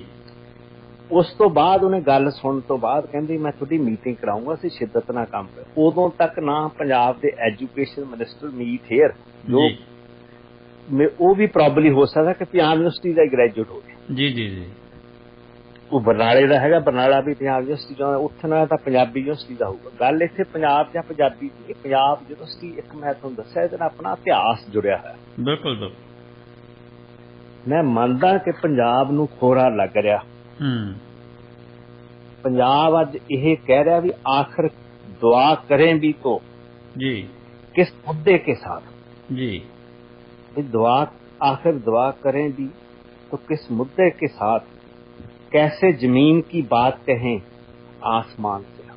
साडी गल तेनों मुंह चक के किनू की कहिए, साडा पानी ये लै गए जी, साडी खुद मुख्तियारी ये लै गए जी, साडे राज दीयां निशानियां ये लै गए जी। ਤੇ ਜਦੋਂ ਸਾਡੀ ਕੈਪੀਟਲ ਚੰਡੀਗੜ੍ਹ ਤੇ ਇਹਨਾਂ ਦਾ ਕਬਜ਼ਾ, ਸਾਡੇ ਡੈਮਸ ਤੇ ਇਹਨਾਂ ਦਾ ਕਬਜ਼ਾ, ਸਾਡੇ ਬਿਜਲੀ ਪਾਣੀ ਦੇ ਹਾਈਡਲ ਪ੍ਰੋਜੈਕਟਸ ਤੇ ਵੀ ਸੈਂਟਰਲ ਗਵਰਨਮੈਂਟ ਦਾ ਕਬਜ਼ਾ ਜੀ। ਇਹ ਗਵਰਨਮੈਂਟ ਗਰੁੱਪ ਆ ਜੀ ਜੀ। ਜਾਂ ਤਾਂ ਇਹ ਇੰਨੇ ਇਨਐਕਸਪੀਰੀਅੰਸਡ ਆ, ਜਾਂ ਫਿਰ ਕਿਉਂਕਿ ਹੈ ਹੀ ਇਹ ਦਿੱਲੀ ਦਰਬਾਰ ਥੱਲੇ, ਦਿੱਲੀ ਦਰਬਾਰ ਨੂੰ ਕੁਐਸਚਨ ਵੀ ਕਿਉਂ ਕਰਨਗੇ। ਬਿਲਕੁਲ ਬਿਲਕੁਲ। ਅੱਜ ਉਹਨਾਂ ਨੂੰ ਸਟੂਡੈਂਟਸ ਨੂੰ ਮਿਲਿਆ ਨੂੰ ਵੀ ਕਿੰਨੇ ਦਿਨ ਹੋ ਗਏ, ਅਜੇ ਤੱਕ ਪੰਜਾਬ ਗਵਰਨਮੈਂਟ ਦਾ ਕੋਈ ਰਿਸਪੌਂਸ ਨਹੀਂ ਆਇਆ। ਹਾਂ, ਹੁਣ ਪਿਛਲੇ ਦਿਨ ਐਜੂਕੇਸ਼ਨ ਮਿਨਿਸਟਰ ਦਾ ਬਿਆਨ ਆਇਆ ਸਿਰਫ ਕਿ ਅਸੀਂ ਪੰਜਾਬ ਕਦੀ ਵੀ ਨਹੀਂ ਜਾਣ ਦੇਵਾਂਗੇ ਸੈਂਟਰ 'ਚ। ਬਿਆਨ ਨਾਲ ਤਾਂ ਕੁਛ ਨਹੀਂ ਹੋਣਾ, ਨਾ ਮਤੇ ਪਾਇਆ ਨਾ ਕੁਛ ਹੋਣਾ। ਇਹ ਤਾਂ ਕੋਈ ਰਣਨੀਤੀ, ਜਾਂ ਆਪਣੇ ਵਕੀਲ ਖੜੇ ਕਰੋ, advocate general high court the, why you asking that ਜੀ। ਹਾਈ ਕੋਰਟ ਕਿਉਂ ਕਹਿ ਰਹੀ? ਹਾਈ ਕੋਰਟ ਤਾਂ ਕਹਿ ਰਹੀ ਕਿ ਉੱਥੇ ਇੱਕ ਟੀਚਰ, ਸਾਡੀ ਪ੍ਰਤੀਨਿਧਤਾ ਹੈ ਨਹੀਂ ਗੀ, ਸਾਡੀ ਪ੍ਰਤੀਨਿਧਤਾ ਹੈ ਨਹੀਂ ਇੱਥੇ। ਹਾਂ, ਪ੍ਰਤੀਨਿਧਤਾ ਹੈ ਨਹੀਂ। ਉਹ ਕਹਿੰਦੇ ਵੀ ਜਦ ਚੰਡੀਗੜ੍ਹ ਦੇ ਵਿੱਚ ਮਾਰਚ ਵਿੱਚ ਅਮਿਤ ਸ਼ਾਹ ਨੇ ਆ ਕੇ ਇਹ ਐਲਾਨ ਕੀਤਾ ਸੀ, ਬੀਇੰਗ ਯੂਨੀਅਨ ਹੋਮ ਮਿਨਿਸਟਰ, ਕਿ ਜਿੰਨੇ ਚੰਡੀਗੜ੍ਹ ਦੇ ਕਾਲਜਿਸ ਜੀ ਨੇ, ਹੋਰ ਇੰਸਟੀਟਿਊਸ਼ਨਸ ਨੇ, ਉਹ ਸਾਰਿਆਂ ਨੂੰ ਤੇ ਹੁਣ ਸੈਂਟਰਲ ਪੇ ਸਕੇਲਸ ਲਾਗੂ ਹੋਣਗੇ, ਸੈਂਟਰਲ ਸਰਵਿਸ ਰੂਲਸ ਲਾਗੂ ਹੋਣਗੇ ਜੀ। ਉਸ ਕਰਕੇ ਉਸ ਦੌਰਾਨ ਇੱਕ ਟੀਚਰ ਰਿਟਾਇਰ ਹੋਈ ਆ ਜਿਹੜੀ, ਕਿਉਂਕਿ ਜਿਹੜੀ Punjab university it is run under Punjab service rules ਜੀ। ਇਹ ਹੈਗਾ ਕਿ ਬਹੁਤ ਲੰਮੇ ਸਮੇਂ ਤੋਂ 1990 ਤੋਂ ਬਾਅਦ ਜਿਸ ਭਾਈਵਾਲੀ ਵਿੱਚ ਪੰਜਾਬ ਯੂਨੀਵਰਸਿਟੀ ਇੱਕ ਇੰਟਰ ਸਟੇਟ ਬੋਡੀ ਬਣੀ ਸੀ, ਸੈਂਟਰ ਦੀ ਜੇ ਭਾਈਵਾਲੀ ਹੋਊਗੀ, ਪਰ ਇਹਦਾ ਕੰਟਰੋਲ ਜਿਹੜਾ ਹੈਗਾ ਪੰਜਾਬ ਗਵਰਨਮੈਂਟ ਤੇ ਹੋਊਗਾ ਜੀ। ਇਸ ਵਿਦ ਫਾਈਨੈਂਸ਼ੀਅਲ ਮਦਦ ਸੈਂਟਰ ਨੇ 60% ਦੇਣੀ ਹੁੰਦੀ ਹੈ, 40% ਸਟੇਟ ਨੇ ਦੇਣੀ। ਪਰ ਐਸ ਸੱਚ ਆਟੋਨੋਮਸ ਬੋਡੀ ਹੈ ਜਿਹੜੀ ਪੰਜਾਬ ਯੂਨੀਵਰਸਿਟੀ, ਇਹਦਾ ਬੜਾ ਯੂਨੀਕ ਸਟਰਕਚਰ ਆ, ਓਨਲੀ ਯੂਨੀਵਰਸਿਟੀ ਇਨ ਦਾ ਕੰਟਰੀ, ਪ੍ਰੋਬਬਲੀ ਇਨ ਦਾ ਵਰਲਡ, ਜਿੱਥੇ ਕਿ ਚੁਣੇ ਹੋਏ ਨੁਮਾਇੰਦਿਆਂ ਦੀ ਸੈਨੇਟ ਬਣਦੀ ਆ, ਜਿਹੜੇ ਇਹਨਾਂ ਦੇ ਐਲੂਮਨਾਈ ਸਟੂਡੈਂਟਸ ਨੇ, ਤੇ ਚੁਣੇ ਹੋਏ ਬੰਦਿਆਂ ਦੀ ਸਿੰਡੀਕੇਟ ਬਣਦੀ ਆ। ਬਿਲਕੁਲ। ਜਿਹੜੀਆਂ 2 ਗਵਰਨਿੰਗ ਬੋਡੀਜ਼ ਨੇ, ਉਹਨਾਂ ਦੇ ਕੋਈ ਵੀ ਜਿਹੜਾ ਯੂਨੀਵਰਸਿਟੀ ਦਾ ਡਿਸੀਜਨ ਆ, ਉਹਨਾਂ ਤੋਂ ਉਹਨਾਂ ਦੇ ਥਰੂ ਪਾਸ ਹੋਣਾ ਹੁੰਦਾ ਜੀ, ਉਹਨਾਂ ਦੀ ਅਪਰੂਵਲ ਲੈਣੀ ਪੈਂਦੀ ਆ ਜੀ। ਉੱਥੇ ਬਕਾਇਦਾ ਵੋਟਿੰਗ ਹੁੰਦੀ ਆ। ਬਿਲਕੁਲ। ਪਹਿਲੇ ਉਹ ਵੀ ਵੋਟਾਂ ਰਾਹੀਂ ਚੁਣ ਕੇ ਆਉਂਦੇ ਆ। ਉਹਨਾਂ ਨੂੰ ਚੁਣਦੇ ਕੌਣ? ਜਿਹੜੇ ਪੰਜਾਬ ਯੂਨੀਵਰਸਿਟੀ ਦੇ ਐਕਸ ਸਟੂਡੈਂਟਸ ਜੀ। ਉਹ ਆਪਣੇ ਨੁਮਾਇੰਦੇ ਭੇਜਦੇ ਆ ਤਾਂ ਕਿ ਸਾਡੀ ਯੂਨੀਵਰਸਿਟੀ ਨਾਲ ਸਾਂਝ ਬਣੀ ਰਹੇ। ਬਿਲਕੁਲ। ਗਿੱਲ ਸਾਹਿਬ, ਤੁਸੀਂ ਦੱਸ ਰਹੇ ਸੀ ਸਾਨੂੰ ਕਿ ਡਾਕਟਰ ਸੰਗੀਤਾ ਭੱਲਾ ਨੇ ਜਿਹੜੀ ਪੰਜਾਬ ਤੇ ਹਰਿਆਣਾ ਹਾਈ ਕੋਰਟ ਦੇ ਵਿੱਚ ਕੋਈ ਰਿਟ ਪਾਈ ਸੀ, ਉਹਦੇ ਬਾਰੇ ਜੀ। ਉਹ ਰਿਟਾਇਰ ਹੋ ਗਏ ਸੀ ਜਦੋਂ ਉਹ 60 ਈਅਰਸ ਦੀ ਹੋਈ ਆ, ਕਿਉਂਕਿ ਇੱਥੇ ਰਿਟਾਇਰਮੈਂਟ ਏਜ ਜਿਹੜੀ ਪੰਜਾਬ ਸਰਵਿਸ ਰੂਲਸ ਮੁਤਾਬਕ 60 ਸਾਲ ਆ ਜੀ। ਸੈਂਟਰਲ ਸਰਵਿਸ ਰੂਲਸ ਕਰਕੇ ਜਿਹੜੀ ਯੂਨੀਅਨ ਗਵਰਨਮੈਂਟ ਦਾ ਉਹਦੇ 'ਚ 65 ਸਾਲ ਆ ਜੀ। ਤੇ ਪੇ ਸਕੇਲਸ ਦਾ ਵੀ ਡਿਫਰੈਂਸ ਜੀ। ਕਿ ਪੰਜਾਬ ਨੇ ਬਹੁਤ ਸਾਲਾਂ ਤੋਂ ਆਪਣੇ ਜਿਹੜੇ UGC ਦੇ ਮੁਤਾਬਕ ਆਪਣੇ ਟੀਚਰਸ ਨੂੰ, ਆਪਣੇ ਪ੍ਰੋਫੈਸਰਸ ਨੂੰ, ਯੂਨੀਵਰਸਿਟੀਆਂ ਨੂੰ ਉੱਦਾਂ ਦੀਆਂ ਮਿਆਰੀ ਫੀਸ ਨਹੀਂ ਦੇ ਰਹੀਆਂ ਜੋ ਸੈਂਟਰਲ ਗਵਰਨਮੈਂਟ ਰਿਕਮੈਂਡ ਕਰ ਰਹੀ ਹੈ ਜੀ। ਕਿਉਂਕਿ ਇਹਨਾਂ ਨੇ ਪੈਸੇ ਲਟਾਉਣੇ ਹੁੰਦੇ ਆ, ਜਿਵੇਂ ਹੁਣ ਕੇਜਰੀਵਾਲ ਆ ਰਿਹਾ, ਇੱਦਾਂ ਦੇ ਇਹ ਪੋਸਟਰ ਬॉयਸ ਵਾਲੀਆਂ ਗਵਰਨਮੈਂਟ ਨੇ ਜੀ। ਇਹ ਪੋਸਟਰਾਂ ਦੇ ਸਹਾਰੇ ਤੇ ਚੱਲਦੇ ਨੇ, ਆਪਣੇ ਕੰਮਾਂ ਦੇ ਸਹਾਰੇ ਤੇ ਨਹੀਂ ਚੱਲਦੇ। ਜੇ ਕੰਮ ਹੋਇਆ ਨਹੀਂ ਹੁੰਦਾ, ਇਸ਼ਤਿਹਾਰ ਪਹਿਲੇ ਹੁੰਦਾ। ਜੀ ਬਿਲਕੁਲ। ਜਿਸ ਚੀਜ਼ ਦੀ ਪੈਸੇ ਚਾਹੀਦੇ ਉਹਨੇ ਇਸ ਚੀਜ਼ ਦੇ ਲਈ ਹਾਈ ਕੋਰਟ ਦਾ ਰੁਖ ਕੀਤਾ। ਉਸ ਦੇ ਕੇਸ ਦੇ ਚੱਲਦੇ ਦੌਰਾਨ ਹੀ ਜੀ ਹਾਈ ਕੋਰਟ ਡਬਲ ਬੈਂਚ ਨੇ ਇਹ ਆਪਣੀ ਤਜਵੀਜ਼ ਦਿੱਤੀ ਆ, ਆਪਣੀ ਐਡਵਾਈਸ ਦਿੱਤੀ ਆ ਯੂਨੀਅਨ ਗਵਰਨਮੈਂਟ ਨੂੰ, ਸੈਂਟਰ ਗਵਰਨਮੈਂਟ ਨੂੰ, ਵੀ ਤੁਸੀਂ ਆਪ ਹੀ ਇਸ ਯੂਨੀਵਰਸਿਟੀ ਨੂੰ, ਜੇ ਚੰਡੀਗੜ੍ਹ ਦੇ ਤੁਸੀਂ ਬਾਕੀ ਕਾਲਜਸ ਵਗੈਰਾ 'ਚ ਸੈਂਟਰ ਸਰਵਿਸ ਰੂਲ ਲਾਤੇ ਤਾਂ ਕਿਉਂਕਿ ਪੰਜਾਬ ਗਵਰਨਮੈਂਟ ਤਾਂ ਅਪੋਜ਼ ਕਰ ਹੀ ਨਹੀਂ ਰਹੀ, ਕਿਉਂਕਿ ਉਹਨਾਂ ਦੀ ਤਾਂ ਰੈਪਰਜ਼ੈਂਟੇਸ਼ਨ ਦੀ ਕਿਸੇ ਨੇ ਧਿਆਨ ਹੀ ਨਹੀਂ ਦਿੱਤਾ ਵੀ ਅਸੀਂ ਇਹ ਕੇਸ ਚੱਲ ਰਿਹਾ ਕੋਈ ਸਾਡੇ ਪੰਜਾਬ ਬਾਰੇ, ਅਸੀਂ ਕੋਈ ਆਪਣਾ ਅਬਜ਼ਰਵਰ ਹੀ ਭੇਜ ਦਈਏ। ਬਿਲਕੁਲ। ਜਦ ਆਪਾਂ ਪਾਰਟੀ ਬਣੀਏ, ਇਹ ਉਹ ਯੂਨੀਵਰਸਿਟੀ ਆ ਜਿਹਦੀ ਇਨਾਗੂਰੇਸ਼ਨ ਜਦੋਂ ਸੋਲਨ 'ਚ ਹੋਈ ਨਾ, ਇਹ ਬਣੀ ਤਾਂ 5 ਮਾਰਚ 1949 ਨੂੰ ਇਹਦੀ ਪਹਿਲੀ ਕਨਵੋਕੇਸ਼ਨ ਹੋਈ ਸੀ ਜੀ। ਚੰਡੀਗੜ੍ਹ ਤਾਂ 1956 'ਚ ਇਹ ਆਈ ਆ, ਜਦੋਂ ਡੀ ਕੁਰ ਬਾਜ਼ਾਰ ਨੇ ਆਪਣਾ ਚੰਡੀਗੜ੍ਹ ਆਪਣਾ ਡਿਜ਼ਾਈਨ ਕੀਤਾ, ਉਦੋਂ ਇਹਦੀ ਨੀਂਹ ਇੱਥੇ ਆ ਕੇ ਰੱਖੀ ਗਈ ਆ। ਤੇ ਇਹਦੀ ਬਹੁਤ 550 ਏਕੜ ਵਿੱਚ ਫੈਲੀ ਹੋਈ ਯੂਨੀਵਰਸਿਟੀ ਆ ਇਹ। ਇਹਦੇ ਇੱਕ ਨਾਰਥ ਕੈਂਪਸ ਹੈ, ਇੱਕ ਇਹਦਾ ਸਾਊਥ ਕੈਂਪਸ ਹੈ, 14 ਸੈਕਟਰ ਦੀ ਵਿੱਚ ਬਣੀ ਹੋਈ ਹੈ, ਮਿਡਲ ਆਫ ਚੰਡੀਗੜ੍ਹ ਜੀ। ਇਹਦਾ ਰੈੱਡ ਸਟੋਨ ਲੱਗਿਆ ਹੋਇਆ, ਬਹੁਤ ਮਤਲਬ ਕਿ ਵਧੀਆ ਇਹਨੂੰ ਆਰਕੀਟੈਕਚਰਲ ਬਿਊਟੀ ਦਿੱਤੀ ਗਈ ਹੈ, ਕਿਉਂਕਿ ਫ੍ਰੈਂਚ ਡਿਜ਼ਾਈਨਰ ਸੀਗਾ ਜਿਹਦੇ ਆਰਕੀਟੈਕਚਰ ਨੇ ਬਣਾਈ ਆ ਜੀ ਜੀ। ਜਦੋਂ ਪੰਜਾਬ ਯੂਨੀਵਰਸਿਟੀ ਲਾਹੌਰ 'ਚ ਬਣੀ ਵੀ ਹੈ ਨਾ, ਉਹਦਾ ਵੀ ਜਿਹੜਾ ਆਈਡੀਆ ਸੀ ਉਹ ਹੰਗਰੀ ਦੇ ਇੱਕ ਯਹੂਦੀ ਨੇ ਦਿੱਤਾ ਸੀ ਜੀ। ਉਹਨਾਂ ਨੇ ਮਤਲਬ ਕਿ ਇਸ ਦੇ ਨਿਰਮਾਣ ਨੂੰ ਲਿਆਉਣ ਲਈ ਜੀ ਇਸ ਚੀਜ਼ ਦੇ ਵਿੱਚ ਉਹ ਸੀਗਾ ਡਾਕਟਰ GW ਲਾਈਟਨਰ, ਹੰਗਰੀ ਦਾ, ਹੰਗਰੀ ਕੰਟਰੀ ਯੂਰਪ ਦਾ ਇੱਕ ਯਹੂਦੀ ਸੀ, ਜੂ ਜੀ ਜੀ ਜੀ। ਇਹ ਇਸ ਕਾਲਜ ਨੂੰ ਬਣਾਉਣ ਦੀ ਮਤਲਬ ਕਿ ਮੁਹਿੰਮ ਚਲਾਈ ਸੀ ਜਦੋਂ ਪੰਜਾਬ ਯੂਨੀਵਰਸਿਟੀ ਕਾਲਜ ਬਣਿਆ ਜੀ। ਜਦੋਂ 5 ਮਾਰਚ 1949 ਨੂੰ ਇਹਦੀ ਕਨਵੋਕੇਸ਼ਨ ਸੀ ਤਾਂ ਜਿਹੜੀ ਪੰਜਾਬ ਯੂਨੀਵਰਸਿਟੀ ਨੇ ਰਿਕੁਐਸਟ ਕੀਤੀ ਸੀ ਉਸ ਟਾਈਮ ਦੇ home minister mister Patel, Sardar Vallabh ਭਾਈ, ਜਿਹੜਾ ਕਿ ਲੋਹ ਪੁਰਸ਼ ਦੇ ਨਾਲ ਜਾਣਿਆ ਜਾਂਦਾ ਜੀ ਜੀ, ਤੇ ਬੜਾ ਸੀਨੀਅਰ ਲੀਡਰ ਸੀ, ਸੈਕੰਡ ਟੂ ਜਵਾਹਰ ਲਾਲ ਨਹਿਰੂ ਸੀਗਾ, ਤੇ ਉਹ ਇੱਕ ਸੋਚ ਰੱਖਦਾ ਸੀ ਜਿਹਨੇ ਇੰਡੀਆ ਇਕੱਠਾ ਕੀਤਾ ਜੋ ਇਹ ਕਹਿੰਦੇ ਨੇ ਜੀ। ਉਹਨੇ ਬੜੇ ਭਾਵਕ ਲਹਿਜੇ ਵਿੱਚ ਹੋ ਕੇ ਕਿ ਮੈਨੂੰ ਪੰਜਾਬ ਤੋਂ ਆਵਾਜ਼ ਆਈ ਹੈ, ਮੈਂ ਕਦੀ ਸੋਚ ਵੀ ਨਹੀਂ ਸਕਦਾ ਕਿ ਮੈਂ ਇਸ ਇਨਵੀਟੇਸ਼ਨ ਨੂੰ ਨਾ ਮੰਨਾਂ, ਤੇ ਮੇਰੀ ਮਾਣ ਵਾਲੀ ਗੱਲ ਹੈ ਕਿ ਮੈਂ ਕਨਵੋਕੇਸ਼ਨ ਵਿੱਚ ਆਇਆ। ਮੈਂ ਉਹਦੇ ਥੋੜੇ ਜਿਹੇ ਬੋਲ ਦੱਸਦਾ ਜਦੋਂ ਉਹਨੇ ਆਪਣੀ ਸਪੀਚ ਵਿੱਚ ਇਹ ਕੋਟ ਕੀਤੇ ਜਿਹੜੇ ਕਿ ਟ੍ਰਿਬਿਊਨ ਵਿੱਚ ਉਸ ਟਾਈਮ ਦੇ ਪੱਤਰਕਾਰ ਨੇ ਛਾਪੇ ਸੀ ਜੀ ਜੀ, ਕਿ ਸਾਡੇ ਸੂਬੇ ਭਾਵ ਪੰਜਾਬ ਤੇ ਜੋ ਮੁਸੀਬਤਾਂ ਚੋਂ ਇਹ ਲੰਘਿਆ ਜੀ, ਉਹਦਾ ਭਾਵ ਸੀ ਵੰਡ ਵੇਲੇ ਦਾ, ਸੋ ਅਸੀਂ ਕਿਵੇਂ ਭੁੱਲ ਸਕਦੇ ਹਾਂ। ਉਹ ਇੰਡੀਆ ਵੱਲ ਕਹਿ ਰਿਹਾ ਸੀ, ਗਵਰਨਮੈਂਟ ਵੱਲ ਜੀ ਜੀ। ਹਜੇ ਇਹ ਜ਼ਖਮ ਤਾਜ਼ਾ ਨਹੀਂ ਕਹਿੰਦਾ, ਪਰ ਕੁਝ ਸਮੇਂ ਬਾਅਦ ਇਹ ਜ਼ਖਮ ਠੀਕ ਹੋ ਜਾਣਗੇ ਜੀ, ਕਿਉਂਕਿ ਆਪਾਂ ਨੂੰ ਪਤਾ ਵੀ ਆਪਣਾ ਪੰਜਾਬ ਜਿਹੜਾ ਜ਼ਖਮਾਂ ਦੀ ਤਾਬ ਝੱਲਦਾ ਹੀ ਆਇਆ ਜੀ ਜੀ ਬਿਲਕੁਲ। ਤੇ ਹਮੇਸ਼ਾ ਸਰਕਾਰਾਂ ਨੇ ਇਹ ਤਵੱਜੋ ਰੱਖੀ ਆ ਵੀ ਆਪੇ ਰਿਸ ਕੇ ਆਪੇ ਭਰ ਜਾਣਗੇ, ਕਦੀ ਉਹਨਾਂ ਨੂੰ ਭਜਾਉਣਾ ਨਹੀਂ ਚਾਹਿਆ ਬਿਲਕੁਲ। ਉਸ ਦਿਨ ਇਹਨੇ ਇਹ ਗੱਲ ਕਹੀ ਸੀ ਵੀ ਇਹ ਅਸੀਂ ਇਹ ਕਦੀ ਵੀ ਨਹੀਂ ਭੁੱਲਾਂਗੇ, ਪਟੇਲ ਕਹਿ ਰਿਹਾ ਜੀ। ਸਾਡੇ ਸੂਬੇ ਦੀ ਯੂਨੀਵਰਸਿਟੀ ਭਾਵ ਪੰਜਾਬ ਯੂਨੀਵਰਸਿਟੀ, ਉਹ ਮੰਨ ਕੇ ਗਿਆ ਪੰਜਾਬ ਯੂਨੀਵਰਸਿਟੀ ਪੰਜਾਬ ਦੀ ਆ ਵੀ ਅੱਜ ਭਾਵੇਂ ਉਹਦੇ ਕੋਲੇ ਕੋਈ ਬਸੇਰਾ ਹੈ ਨੀਗਾ, ਹਾਂ ਹੈ ਨੀ ਗੀ ਹਜੇ ਉਹਨੂੰ, ਪਰ ਅਸੀਂ ਬਣਾਵਾਂਗੇ ਜੀ। ਉਹ ਕਹਿੰਦਾ ਵੀ ਪੰਜਾਬ ਹਿੰਦੁਸਤਾਨ ਦਾ ਦਿਲ ਹੈ ਅਤੇ ਜਦ ਤੱਕ ਇਹ ਠੀਕ ਨਹੀਂ ਹੋ ਜਾਂਦਾ ਤਦ ਤੱਕ ਹਿੰਦੁਸਤਾਨ ਬੇਚੈਨ ਰਹੇਗਾ ਜੀ। ਹਿੰਦੁਸਤਾਨ ਤਾਂ ਠੀਕ ਹੋ ਗਿਆ, ਇੱਥੇ ਬਲਡੋਜ਼ਰ ਵੀ ਚੱਲ ਗਏ, ਪਰ ਪੰਜਾਬ ਤਾਂ ਉਲਟਾ ਕਿ ਪੰਜਾਬ ਬੇਚੈਨ ਆ ਬਿਲਕੁਲ, ਤਾਂ ਕਿ ਲੋਕਾਂ ਨੂੰ ਪਤਾ ਨਹੀਂ ਲੱਗਦਾ ਕਿ ਸਾਡੇ ਨੁਮਾਇੰਦੇ ਹੈ ਕੌਣ ਜੀ। ਆਪਾਂ ਇਹ ਨਹੀਂ ਪਤਾ ਲੱਗਦਾ ਵੀ ਚੁਣੀ ਤਾਂ ਆਪਾਂ ਕੋ ਭਗਵੰਤ ਮਾਨ ਸਰਕਾਰ ਸੀ, ਰਾਜ ਦਿੱਲੀ ਵਾਲੇ ਕਰ ਰਹੇ ਜੀ ਜੀ ਜੀ ਬਿਲਕੁਲ। ਕਹਿੰਦਾ ਵੀ ਮੈਂ ਮੰਨਦਾ ਕਿ ਪੰਜਾਬੀ ਬਹੁਤ ਬਹਾਦਰ ਨੇ, ਜੇ ਇਦਾਂ ਦਾ ਦੁੱਖ ਜਿੱਦਾਂ ਦਾ ਪੰਜਾਬ ਨੇ ਦੁੱਖ ਝੱਲੇ ਨੇ, ਜੇ ਹੋਰ ਕਿਤੇ ਸਾਡੇ ਲੋਕਾਂ ਤੇ ਪਿਆ ਹੁੰਦਾ ਭਾਰਤੀਆਂ ਤੇ, ਉਹਨਾਂ ਨੇ ਕਦੀ ਉੱਠ ਨਹੀਂ ਸੀ ਸਕਣਾ। ਉਹਨੇ ਕਿਹਾ ਵੀ ਭਾਵੇਂ ਸਾਨੂੰ ਜਿੰਨੀ ਮਦਦ ਪੰਜਾਬ ਦੀ ਕਰਨੀ ਚਾਹੀਦੀ ਸੀ ਪਾਰਟੀਸ਼ਨ ਤੋਂ ਬਾਅਦ ਅਸੀਂ ਕਰ ਨਹੀਂ ਸਕੇ। ਇਹ ਇੰਡੀਅਨ ਗਵਰਨਮੈਂਟ ਦੇ ਨੁਮਾਇੰਦੇ ਮਿਸਟਰ ਵੱਲਾ ਭਾਈ ਪਟੇਲ ਕਹਿ ਰਿਹਾ 5 ਮਾਰਚ 1949।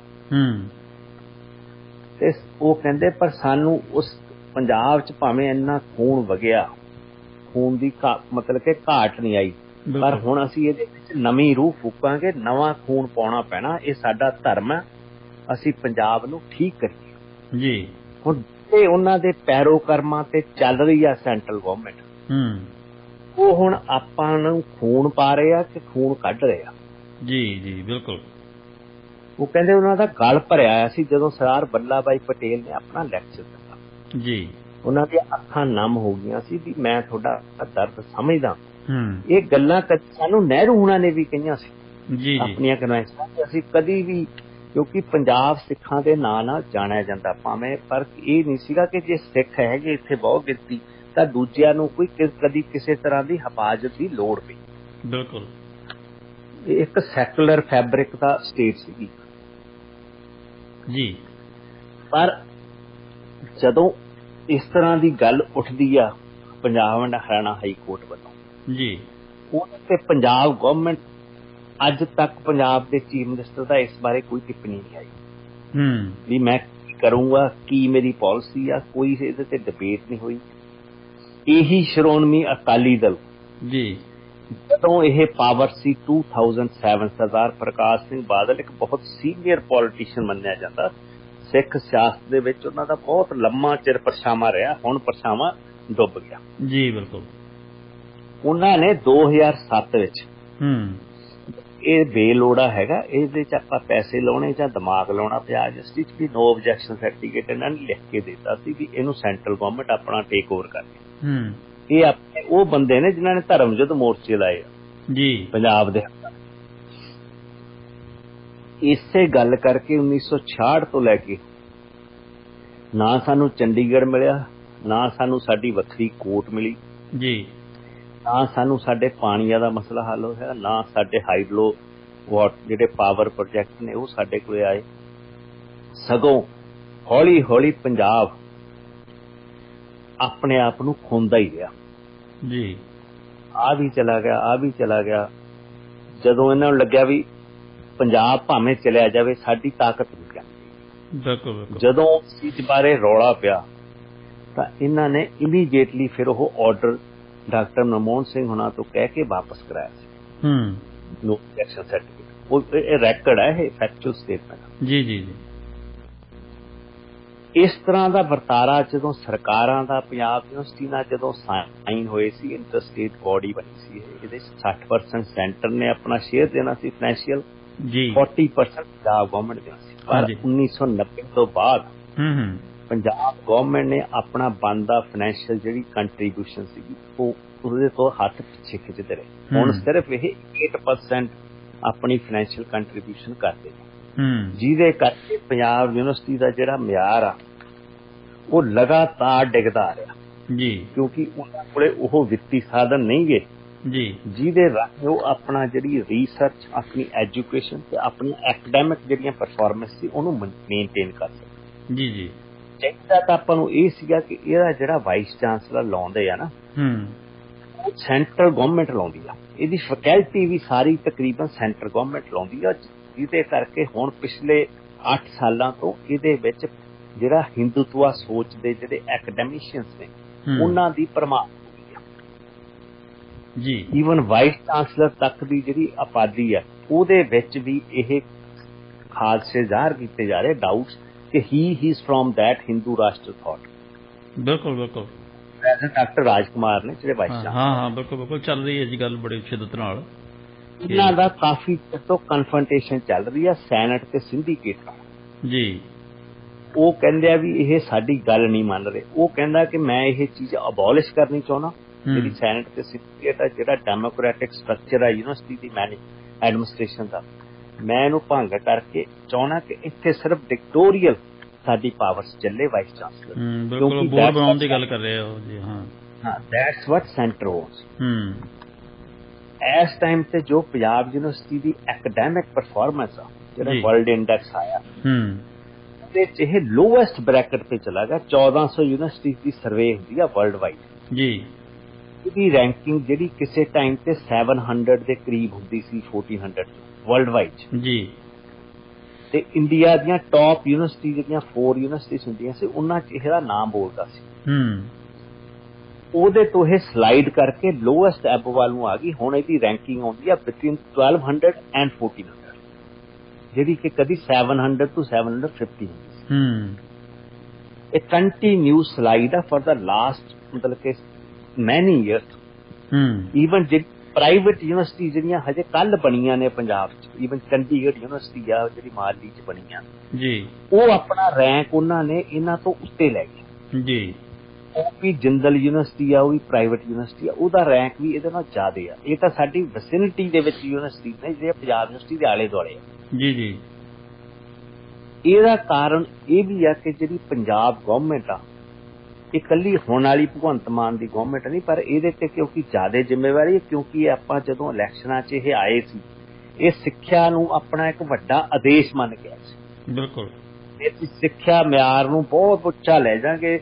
ਇਹ ਚਾਹੁੰਦੇ ਸੀ ਕਿ ਅਸੀਂ ਦਿੱਲੀ ਮਾਡਲ ਲੈ ਕੇ ਆਉਣਾ, ਜਿਹੜਾ ਕਿ ਪ੍ਰੈਜ਼ੈਂਟ ਰੈਂਕਿੰਗ ਜੋ ਇੰਡੀਆ ਲੈਵਲ ਤੇ ਹੋਈ ਸੀ ਸਰਵੇ, ਉਹਦੇ 'ਚ ਦਿੱਲੀ ਮਾਡਲ ਪੰਜਾਬ ਤੋਂ ਕਿਤੇ ਪਿੱਛੇ ਆ।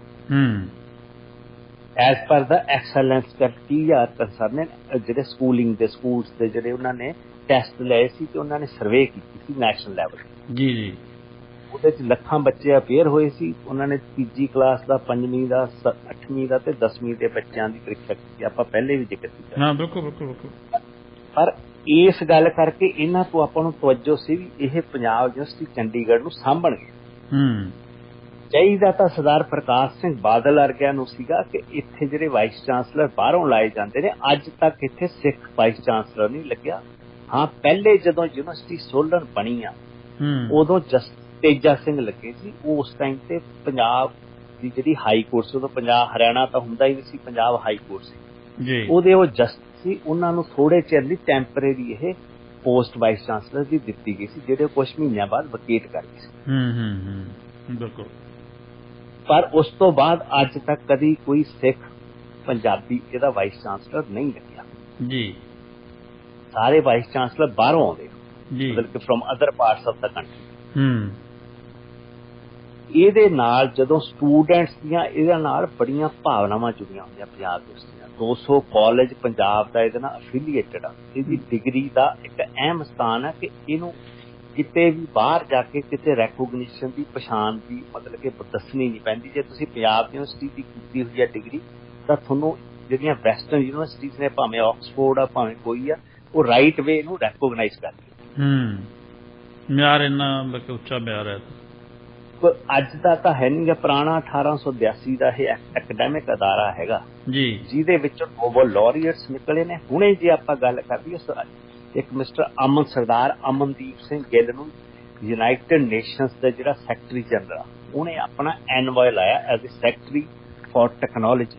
ਉਹ ਪੰਜਾਬ ਯੂਨੀਵਰਸਿਟੀ ਦਾ ਗ੍ਰੈਜੂਏਟ ਆ। ਇਹ ਪਹਿਲੀ ਵਾਰ ਹੋਇਆ ਕਿ ਕਿਸੇ ਸਿੱਖ ਨੂੰ ਤੇ ਕਿਸੇ ਇੰਡੀਅਨ ਡਿਪਲੋਮੈਟ ਨੂੰ ਐਡੀ ਵੱਡੀ ਪੋਸਟ ਦਿੱਤੀ ਆ। ਬਿਲਕੁਲ।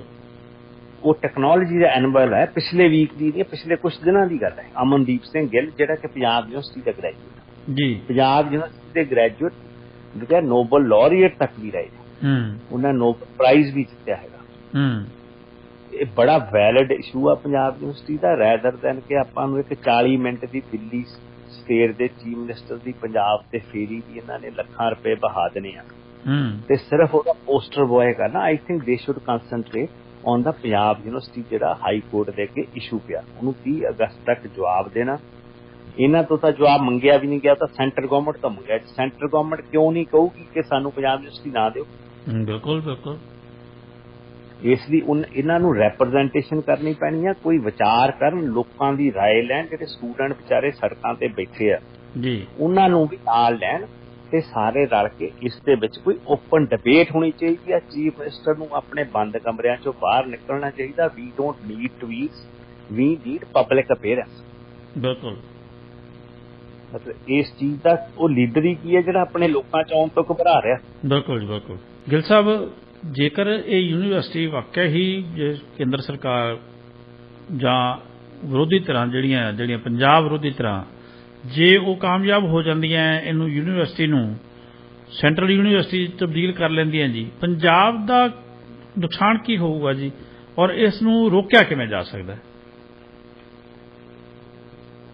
ਪੰਜਾਬ ਇੱਕ ਇਦਾਂ ਦਾ ਸੂਬਾ, ਖਾਸ ਕਰਕੇ ਸਿੱਖ ਕੌਮ ਉਹ ਕੌਮ ਆ ਜੀ ਬਈ ਇਹਨਾਂ ਤੇ ਆਹ ਜੇ ਕਿਸੇ ਸ਼ਾਇਰ ਤੇ ਜਿਹੜੇ ਹੈ ਨਾ ਬੋਲ ਬਹੁਤ ढुकमें ने कि हम ऐसे पेड़ हैं जी जो छांव बांट कर अपनी जी शदीद धूप में खुद छाए को तरसते हैं जी।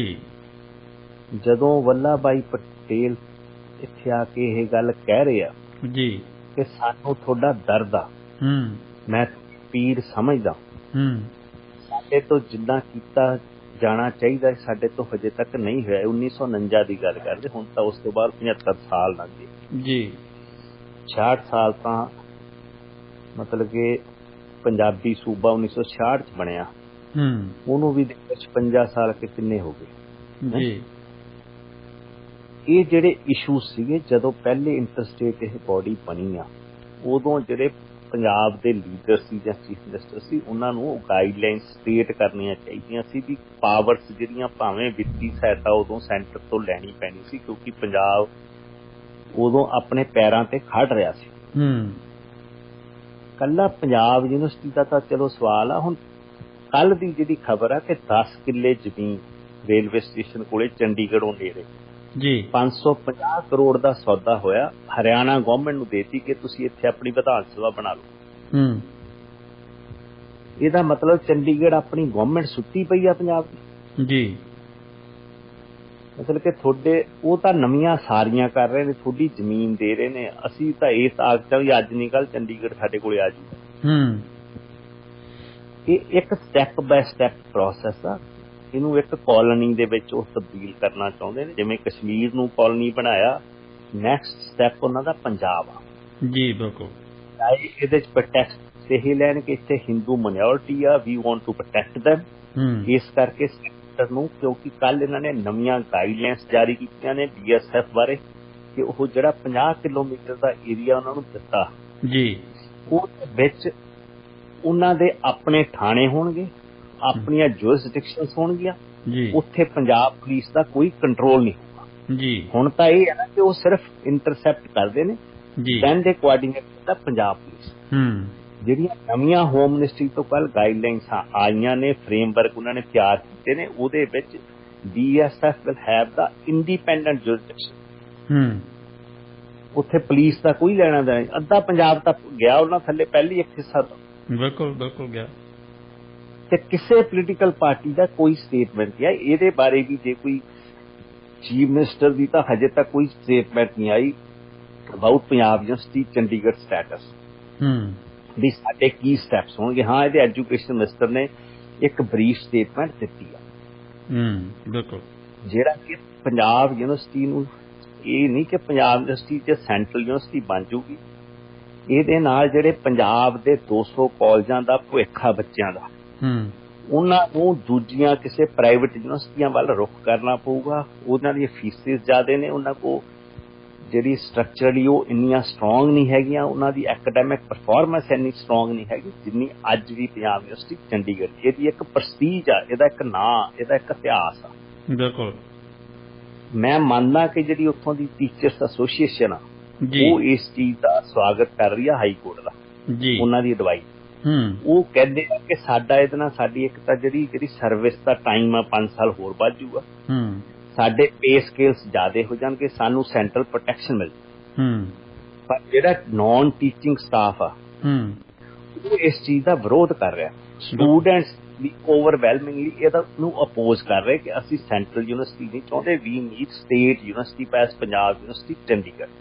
650 ਦੇ ਮੁਕਾਬਲੇ ਉਹ 2000 ਬੰਦਾ ਦੇ ਕਰੀਬ ਹੈਗਾ, 2000 ਹੈ ਜੀ ਉਹ ਸਟਾਫ, ਜਿਹੜਾ ਕਾਫੀ ਵੱਡਾ ਹੈ। ਬਿਲਕੁਲ, ਜਿਹੜਾ ਇਹਦੇ ਨਾਲ ਇਹ ਵੀ ਆ ਕਿ ਜੇ ਸੈਂਟਰਲ ਯੂਨੀਵਰਸਿਟੀ ਬਣ ਜਾਂਦੀ ਆ ਤਾਂ ਜਿਹੜੀ ਸੈਨੇਟ ਤੇ ਸਿੰਡੀਕੇਟ ਡੈਮੋਕ੍ਰੈਟਿਕਲੀ ਇਲੈਕਟਡ ਬਾਡੀਜ਼ ਨੇ, ਜਿਹੜੀਆਂ ਗਵਰਨਿੰਗ ਬਾਡੀਜ਼ ਨੇ, ਉਹ ਆਟੋਮੈਟਿਕਲੀ ਡਿਸੋਲਵ ਹੋ ਜਾਂਦੀਆਂ ਜੀ।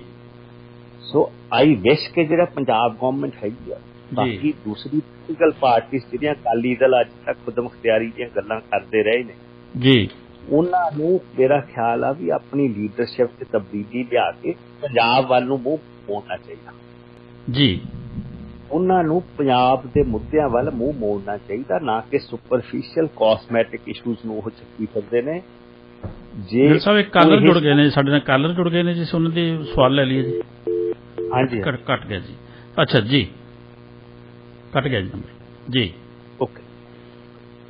ਇਸੇ ਤਰ੍ਹਾਂ ਕਾਂਗਰਸ ਗਵਰਨਮੈਂਟ ਜਿਹੜੀ ਪਾਰਟੀ ਆ ਉਹਨੂੰ ਵੀ ਆਪਣਾ ਸਟੈਂਡ ਕਲੈਰੀਫਾਈ ਕਰਨਾ ਪੈਣਾ। ਫਿਰ ਆਰ ਦੇ ਵਿਦ ਦਾ ਪੰਜਾਬ ਇਸ਼ੂਜ਼ ਔਰ ਆਰ ਦੇ ਵਿਦ ਗਾਂਧੀ ਇਸ਼ੂਜ਼ ਜੀ। ਮਤਲਬ ਕਿ ਪੰਜਾਬ ਦੀਆਂ ਪ੍ਰਾਇੋਰਟੀਜ਼ ਡਿਫਰੈਂਟ ਨੇ।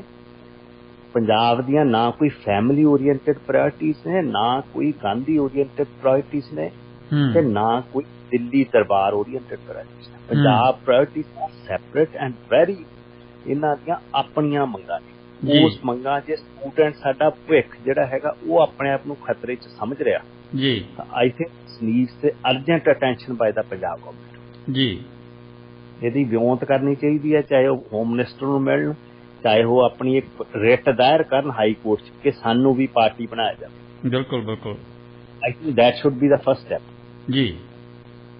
ਇਸ ਚੀਜ਼ ਨਾਲ ਮਤਲਬ ਕਿ ਤੇ ਤਾਂ ਹੀ ਆਪਣੀ ਯੂਨੀਵਰਸਿਟੀ ਬਚੂਗੀ। ਜੇ ਇਹਨਾਂ 'ਚ ਠੀਕ ਆ ਜਾਂ ਇਹ ਪੇ ਸਕੇਲਸ ਆਪਣੇ ਜਿਹੜੀ ਯੂਨੀਵਰਸਿਟੀ ਨੂੰ ਜਿਹੜੀ ਵਿੱਤੀ ਸਹਾਇਤਾ ਇਹਨਾਂ ਨੇ ਦੇਣੀ ਮੰਨੀ ਸੀ 40% ਜੀ, ਉਹ ਆਪਣਾ ਫੰਡ ਪੂਰਾ ਕਰਨ। ਉਹਨਾਂ ਦੇ ਜਿਹੜੇ ਪੇ ਸਕੇਲਸ ਨੇ ਟੀਚਰਸ ਦੇ ਉਹ ਐਸ ਪਰ ਦਾ ਯੂਨੀਵਰਸਿਟੀ ਗ੍ਰਾਂਟਸ ਕਮਿਸ਼ਨ ਜਿਹੜੀ ਨਿਊ ਦਿੱਲੀ ਆ ਉਹਨਾਂ ਦੇ ਐਟ ਪਾਰ ਕਰਨੇ ਚਾਹੀਦੇ, ਤਾਂ ਕਿ ਜਿਹੜੀ ਟੀਚਿੰਗ ਫੈਕਲਟੀ ਆ ਉਹ ਵੀ ਆਪਣੇ ਆਪ ਨੂੰ ਅਨਸੁਰੱਖਿਅਤ ਨਾ ਮਹਿਸੂਸ ਕਰੇ। ਬਿਲਕੁਲ ਬਿਲਕੁਲ। ਹੁਣ ਜਿਹੜੀ ਪੁੱਟਾ ਹੈਗੀ ਹੈ ਜੀ, ਉਹ ਆਪਦੇ 650 ਬੰਦਾ ਜਿਹੜਾ ਹੈਗਾ ਉਹ ਆਪਦੇ ਨਿੱਜੀ ਹਿੱਤਾਂ ਵਾਸਤੇ ਪੰਜਾਬ ਦਾ ਕਿੰਨਾ ਵੱਡਾ ਨੁਕਸਾਨ ਕਰਨ ਦੇ ਵੱਲ ਅਗਰਸਰ ਹੋ ਰਹੇ ਨੇ, ਉਹ ਇਸ ਚੀਜ਼ ਦਾ ਉਹਨਾਂ ਨੂੰ ਅਹਿਸਾਸ ਹੀ ਕੋਈ ਨਹੀਂ। ਹਾਂ ਬਿਲਕੁਲ, ਹਰ ਇੱਕ ਦੀ ਆਪੋ ਆਪਣੀ ਮਤਲਬ ਕਿ ਇੰਡੀਵਿਜੂਅਲਿਸਟਿਕ ਥਾਟਸ ਨੇ। ਦੇ don't think about the state rights. ਬਿਲਕੁਲ। ਜਿਹੜੇ ਇੰਸਟੀਟਿਊਸ਼ਨ 'ਚ ਉਹ ਕੰਮ ਕਰ ਰਹੇ, ਇੱਕ ਮਿਆਰੀ ਇੰਸਟੀਟਿਊਸ਼ਨ ਆ। ਇਹਦੀ ਤੁਸੀਂ ਜੇ ਕਿਸੇ ਨੂੰ ਦੱਸਦੇ ਆ ਕਿ ਮੈਂ ਪੰਜਾਬ ਯੂਨੀਵਰਸਿਟੀ ਦਾ ਸਟੂਡੈਂਟ ਹਾਂ ਜਾਂ ਮੈਂ ਪੰਜਾਬ ਯੂਨੀਵਰਸਿਟੀ ਦਾ ਪ੍ਰੋਫੈਸਰ ਹਾਂ, ਮੈਂ ਪੰਜਾਬ ਯੂਨੀਵਰਸਿਟੀ ਡੀਨ ਲੱਗਿਆ ਹੋਇਆ, ਡਾਇਰੈਕਟਰ ਲੱਗਿਆ ਹੋਇਆ, ਕਿਸੇ ਡਿਪਾਰਟਮੈਂਟ ਦਾ ਹੈਡ ਹਾਂ ਜੀ, ਤੁਹਾਡੀ ਇੱਕ ਬੜੀ ਡਿਸਟਿੰਕਟ ਪ੍ਰਸਟੀਜ ਬਣਦੀ ਆ। ਬਿਲਕੁਲ। ਸਾਰਾ ਕੁਝ ਪੈਸੇ ਨਹੀਂ ਹੁੰਦੇ, ਪਰ ਮੈਂ ਕਹਿੰਦਾ ਵੀ ਇਹਦੇ ਕਰਕੇ Punjab government successive Punjab government since 1990 ਜੀ, ਸਪੈਸ਼ਲੀ ਆਫਟਰ 1996 ਜੀ, ਇਹਨਾਂ ਨੇ ਜੋ ਐਜੂਕੇਸ਼ਨਲ ਸੈਕਟਰ ਲਈ ਜੀ ਐਫਰਟਸ ਕਰਨੀਆਂ ਚਾਹੀਦੀਆਂ ਸੀ ਉਹ ਇਹਨਾਂ ਨੇ ਨਹੀਂ ਕੀਤੀ। ਸਗੋਂ ਇਹਨਾਂ ਨੇ ਆਪਣੇ ਹੱਥ ਖਿੱਚੇ ਆ।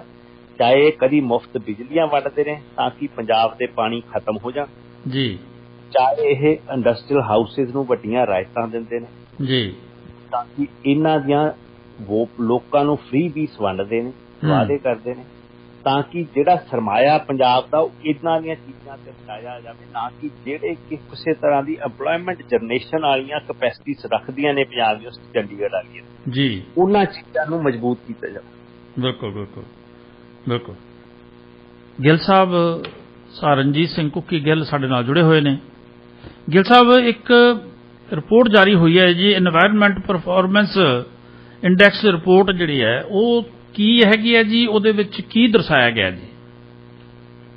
ਹਾਂਜੀ, ਪਹਿਲੇ ਮੈਂ ਇਹੀ ਇੱਕ ਅਪੀਲ ਕਰਨੀ ਚਾਹੂੰਗਾ ਪੰਜਾਬ ਨੂੰ ਜੀ, ਇਹਦਾ ਜਿਹੜਾ ਪੰਜਾਬ ਯੂਨੀਵਰਸਿਟੀ ਦਾ ਸਟਰਕਚਰ ਬਾਰੇ ਕੁਐਸਚਨਸ ਉੱਠ ਰਹੇ ਨੇ, ਇਹਦੇ ਬਾਰੇ ਵੈਸਟਰਨ ਵਰਲਡ ਵਿੱਚ ਵੀ ਤੁਹਾਨੂੰ ਕੌਂਸਲੇਟਸ ਨੂੰ ਪਲੀ ਕਰਨਾ ਚਾਹੀਦਾ ਜੀ, ਨੂੰ ਵੀ ਤੇ ਵੀ ਜਿਹੜੇ ਪੰਜਾਬ ਨਾਲ ਸੰਬੰਧਿਤ ਹੈਗੇ ਜੀ ਜੀ ਕਿ ਆਪਣੀ ਸੈਂਟੀਮੈਂਟ ਸ਼ੋ ਕਰਨ ਕਿ ਜਿਹੜਾ ਪੰਜਾਬ ਯੂਨੀਵਰਸਿਟੀ ਇੱਕ ਪੰਜਾਬ ਦਾ ਸਿੰਬਲ ਆ ਜੀ, ਇਹ ਸਾਡੇ ਰਹਿਣਾ ਚਾਹੀਦਾ। ਤੇ ਪੰਜਾਬ ਦੇ ਚੀਫ ਮਿਨਿਸਟਰ ਨੂੰ ਸਰਦਾਰ ਵੱਲਭ ਭਾਈ ਪਟੇਲ ਦੀ ਉਹ ਸਪੀਚ ਪੜ੍ਹਨੀ ਚਾਹੀਦੀ ਹੈ ਜਿਹੜੀ ਉਹਨਾਂ ਨੇ 5 ਮਾਰਚ 1949 ਨੂੰ ਪੜ੍ਹੀ ਸੀ ਜੀ, ਉਹਨੂੰ ਪਲੀ ਬਣਾ ਕੇ ਆਪਣੇ ਲੀਗਲ ਐਡਵਾਈਜ਼ਰਸ ਨੂੰ ਵੀ ਹਾਈ ਕੋਰਟ ਦਾ ਵੱਲ ਭੇਜਣ, ਤੇ ਨਾਲੇ ਹੋਮ ਮਿਨਿਸਟਰੀ ਨੂੰ ਅਪਰੋਚ ਕਰਨ, ਹਿਊਮਨ ਰਿਸੋਰਸ ਮਿਨਿਸਟਰੀ ਨੂੰ, ਸੈਂਟਰਲ ਗਵਰਨਮੈਂਟ ਨੂੰ ਅਪਰੋਚ ਕਰਨ, ਈਵਨ ਪ੍ਰਾਈਮ ਮਿਨਿਸਟਰ ਤੱਕ ਅਪਰੋਚ ਕਰਨ ਜੀ, ਕਿ ਇਹ ਪੰਜਾਬ ਦੇ ਜਿਹੜਾ ਪੰਜਾਬ ਖੁਰ ਰਿਹਾ ਉਹਦਾ ਇੱਕ ਇਹ ਹਿੱਸਾ ਵੀ ਜੇ ਖੁਰ ਗਿਆ ਤਾਂ ਆਪਾਂ ਐਕੈਡੈਮਿਕ ਪੱਖੋਂ ਵੀ ਬਹੁਤ ਪਿੱਛੇ ਆ ਜੀ ਜੀ ਜੀ।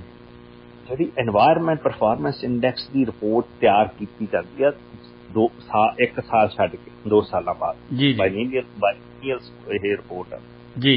ਇਹ ਯੂਨੀਵਰਸਿਟੀ ਆਫ ਯੇਲ ਦੀ ਜਿਹੜੀ এনवायरमेंटल ਪਾਲਿਸੀ ਰਿਸਰਚ ਦੀ ਲਾਅ ਪਾਲਿਸੀ ਆ ਉਹਦੇ ਵੱਲੋਂ ਬਣਾਈ ਜਾਂਦੀ ਹੈ in collaboration with Columbia university in United States of America ਜੀ। ਬੜੀਆਂ ਪ੍ਰੀਸੀਅਸ ਯੂਨੀਵਰਸਿਟੀਜ਼ ਨੇ ਇਹ। ਇਹਨਾਂ ਨੇ 180 ਕੰਟਰੀਜ਼ ਦੇ ਵਿੱਚ ਇਹ এনवायरमेंट ਦੇ ਇਸ਼ੂਜ਼ ਦੇ ਸੰਬੰਧ ਨਾਲ ਹਰ ਇੱਕ ਕੰਟਰੀ ਦੀ ਸਮੀਖਿਆ ਕਰਦੇ ਆ ਜੀ। ਇਸ ਵਾਰੀ ਜਿਹੜੀ ਕਿਉਂਕਿ ਇੰਡੀਆ ਪਹਿਲੇ ਵੀ ਸਲਾਈਡ ਕਰ ਰਿਹਾ ਸੀ এনवायरमेंट ਦੇ ਪੱਖੋਂ ਜੀ। ਹੁਣ ਜਿਹੜੀ ਰਿਪੋਰਟ ਆਈ ਹੈਗੀ ਆ ਰੀਸੈਂਟ, ਉਹਦੇ ਵਿੱਚ ਇੰਡੀਆ ਦੀ ਜਿਹੜੀ ਰੈਂਕਿੰਗ ਆਈ ਆ ਲੋਐਸਟ ਆਈ ਆ 180 ਆਊਟ ਆਫ 180 ਕੰਟਰੀਜ਼। ਜੀ ਜੀ ਜੀ। ਡੈਨਮਾਰਕ ਆਇਆ ਨੰਬਰ 1 ਜੀ। ਜਿਹੜਾ ਯੂਰਪ ਦਾ ਉਹਨਾਂ ਦੀ ਸਭ ਤੋਂ ਸਾਰਿਆਂ ਤੋਂ ਕਲੀਨ এনवायरमेंट ਉੱਥੇ ਮੰਨਿਆ ਜਾਂਦਾ। ਜੀ। ਜਿਹੜਾ ਇੰਡੀਆ ਦੀ ਇੰਨੀ ਲੋਐਸਟ ਰੈਂਕਿੰਗ ਆਈ ਆ, ਭਾਵੇਂ ਇੰਡੀਅਨ ਗਵਰਨਮੈਂਟ ਨੇ ਐਜ਼ ਯੂਜਲ ਇਸ ਨੂੰ ਖਾਰਜ ਕਰਤਾ ਕਿ ਇਹਨਾਂ ਦੇ ਤੱਥ ਗਲਤ ਨੇ, ਸਾਡਾ এনवायरमेंट ਬਿਲਕੁਲ ਹੈਲਦੀ ਆ, ਸਾਨੂੰ ਕੋਈ ਇਸ ਚੀਜ਼ ਦਾ ਖਤਰਾ ਨਹੀਂ ਹੈਗਾ। ਇਹ ਆਪਣਾ ਜਦੋਂ ਕਿਸੇ ਇੰਡੀਕੇਟਰਸ এনवायरमेंट ਦਾ ਕਰਦੇ ਨੇ ਉਹਦੇ 'ਚ ਇਹ 40 ਲੈ ਕੇ ਆਉਂਦੇ ਨੇ ਮਿਆਰ ਜੀ। 40 ਮਿਆਰਾਂ ਦੇ ਅਧੀਨ ਇਹ এনवायरमेंट ਦੀ ਸਟੱਡੀ ਕਰਦੇ ਆ ਹਰ ਇੱਕ ਕੰਟਰੀ 180 ਕੰਟਰੀ। ਉਹਦੇ ਜਿਹੜੇ 40 ਮਿਆਰ ਇੰਡੀਕੇਟਰਸ ਇਹਨਾਂ ਨੇ ਲਏ ਆ, ਚਾਹੇ ਉਹ ਇਕੋਸਿਸਟਮ ਦੀ ਵਾਈਟੈਲਿਟੀ ਆ ਕਿ ਇੱਥੇ ਕਿੰਨੀ ਬਾਇਓਡਾਇਵਰਸਿਟੀ ਆ, ਕਿੰਨੀਆਂ ਸਪੀਸੀਜ਼ ਜਿਹੜੀਆਂ ਨੇ ਉਹ ਪ੍ਰੋਟੈਕਟਡ ਹੈ, ਕਿੰਨਾ ਟਰੀ ਕਵਰ ਸਾਡਾ ਟੁੱਟ ਰਿਹਾ, ਕਿੰਨਾ ਸਾਡਾ ਵਾਟਰ ਬੋਡੀਜ਼ ਦਾ ਲਾਸ ਹੋ ਰਿਹਾ, ਕਿਸ ਤਰ੍ਹਾਂ ਸਾਡੀ ਪੈਸਟੀਸਾਈਡ ਮੈਨੇਜਮੈਂਟ ਆ। ਜਦੋਂ ਐਗਰੀਕਲਚਰ, ਕਿਉਂਕਿ ਇਹ ਐਗਰੀਕਲਚਰ ਪ੍ਰਮੁੱਖ ਮੁਲਕ ਹੈਗਾ ਇੰਡੀਆ, ਕੀ ਇੱਥੇ ਓਵਰ ਯੂਜ਼ ਤਾਂ ਨਹੀਂ ਹੋ ਰਿਹਾ ਪੈਸਟੀਸਾਈਡ ਇਨਸੈਕਟੀਸਾਈਡਸ ਦਾ, ਜਾਂ ਜਿਹੜੀਆਂ ਪ੍ਰੈਕਟਿਸਿਸ ਫਾਰਮਿੰਗ ਪ੍ਰੈਕਟਿਸਿਸ ਅਪਣਾਈਆਂ ਜਾ ਰਹੀਆਂ ਕੀ ਉਹਨਾਂ ਦਾ ਸਾਡੇ ਈਕੋਸਿਸਟਮ ਨਾਲ ਸਮੇਲ ਬਣਦਾ ਕਿ ਨਹੀਂ।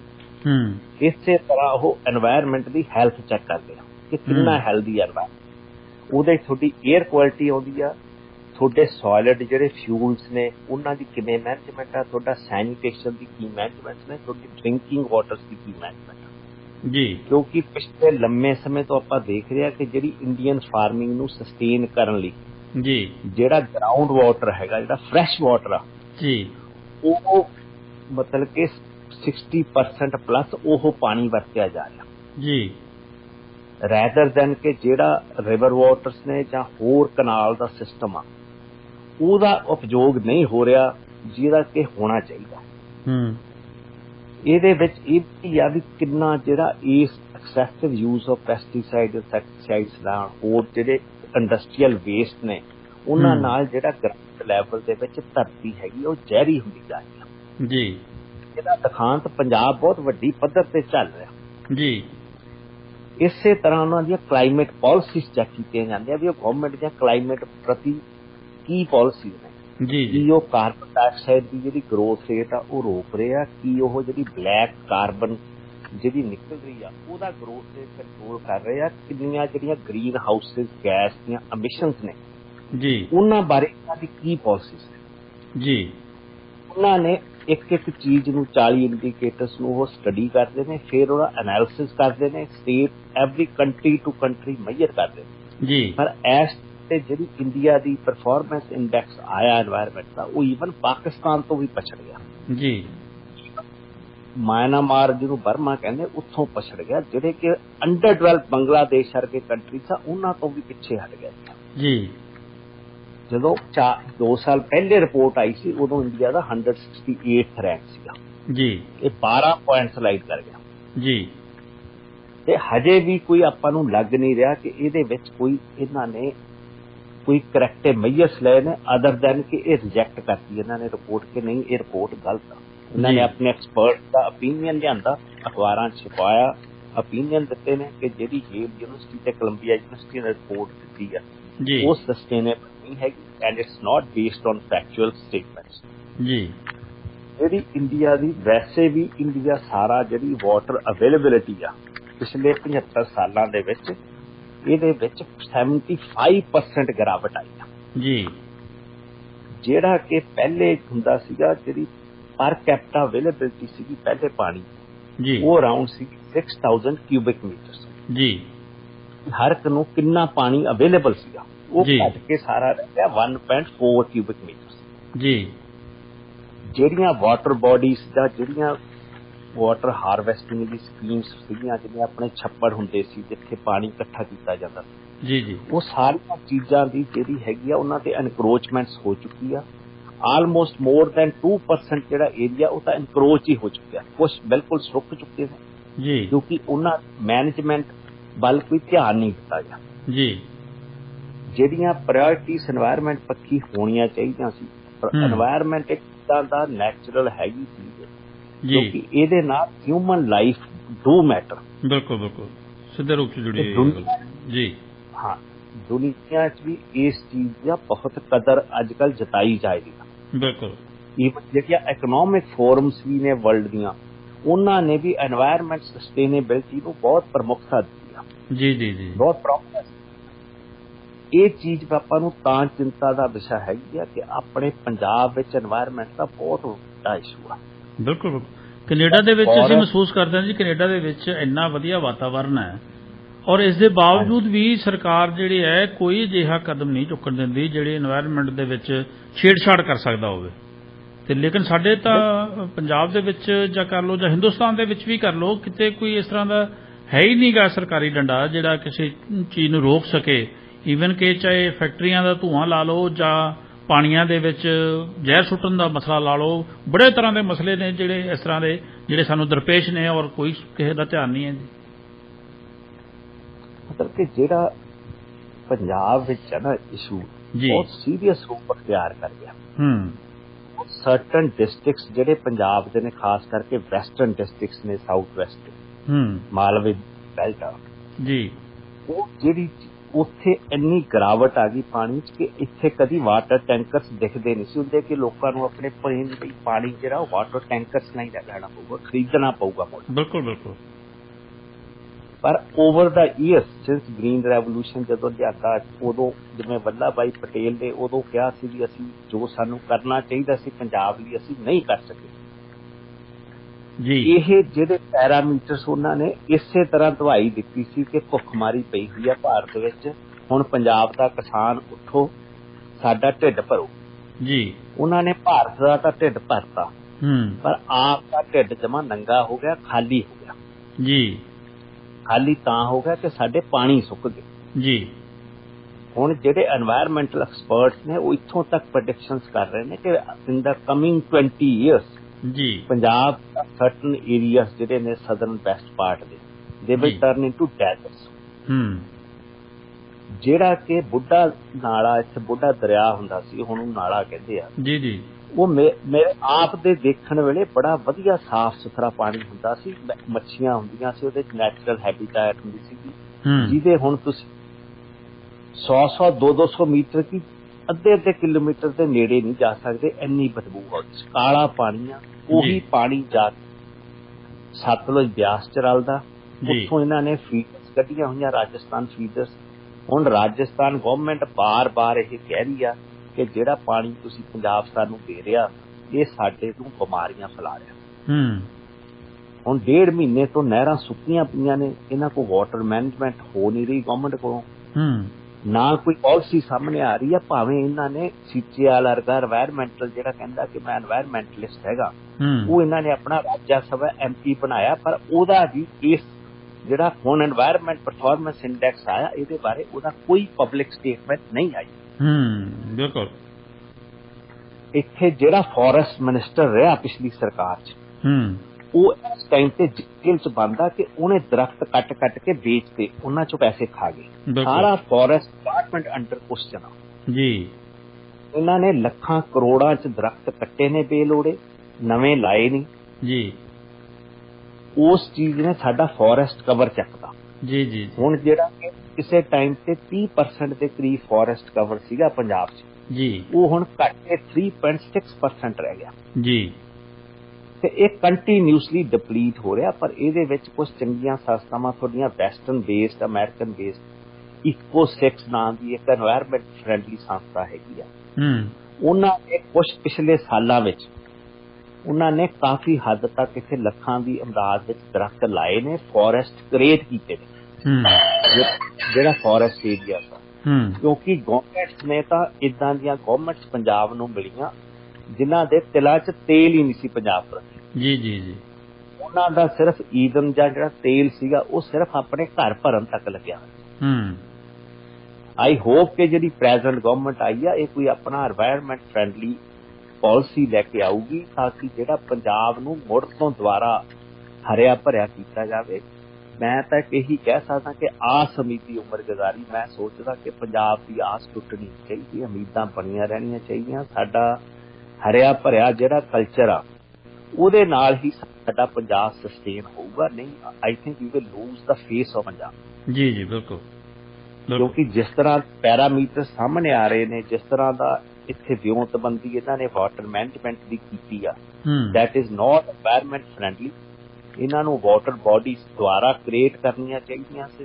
ਜਿੱਥੇ ਐਨਕਰੋਚਮੈਂਟਸ ਹੋਈਆਂ ਨੇ ਫੋਰੈਸਟ ਏਰੀਆਜ਼ ਦੇ ਵਿੱਚ, ਜਿਹੜੇ ਨੈਚੁਰਲ ਹੈਬਿਟੈਟ ਸੀ, ਉਹਨਾਂ ਦੇ ਦੁਆਰਾ ਰੀਲੁੱਕ ਕਰਨੀ ਚਾਹੀਦੀ ਹੈ। ਸੀਰੀਅਸਲੀ ਗਾਈਡਲਾਈਨਸ ਫੋਲੋ ਕਰਨੀ ਚਾਹੀਦੀ ਤੇ ਫੋਰੈਸਟ ਡਿਪਾਰਟਮੈਂਟ ਨੂੰ ਇਹਨਾਂ ਨੂੰ ਮਜ਼ਬੂਤ ਕਰਨਾ ਚਾਹੀਦਾ। ਈਵਨ ਹਰੀ ਕੇ ਪੱਤਨ ਜਿਹੜੀ ਕਿ ਵਰਲਡ ਵਾਈਡ ਜਾਣੀ ਜਾਂਦੀ ਆ, ਬਰਡਸ ਦੀ ਸੈਂਚੁਰੀ ਆ ਬਹੁਤ ਵੱਡੀ ਜੀ, ਉੱਥੇ ਤੱਕ ਵੀ ਮੈਨੂੰ ਫੋਰੈਸਟ ਡਿਪਾਰਟਮੈਂਟ ਦੇ ਮੁਲਾਜ਼ਮ ਦੱਸ ਰਹੇ ਸੀ ਕਿ 700 ਤੋਂ ਉੱਤੇ ਏਕੜ ਪਿਛਲੇ 1.5 ਸਾਲ ਦੇ ਵਿੱਚ ਉਹਦੇ ਤੇ ਐਨਕਰੋਚਮੈਂਟ ਹੋ ਚੁੱਕੀ ਆ ਜੀ। ਫੋਰੈਸਟ ਕੱਟ ਕੇ ਉਹ ਜ਼ਮੀਨ ਤੇ ਕਬਜ਼ੇ ਹੋ ਚੁੱਕੇ ਆ ਇਲੀਗਲ।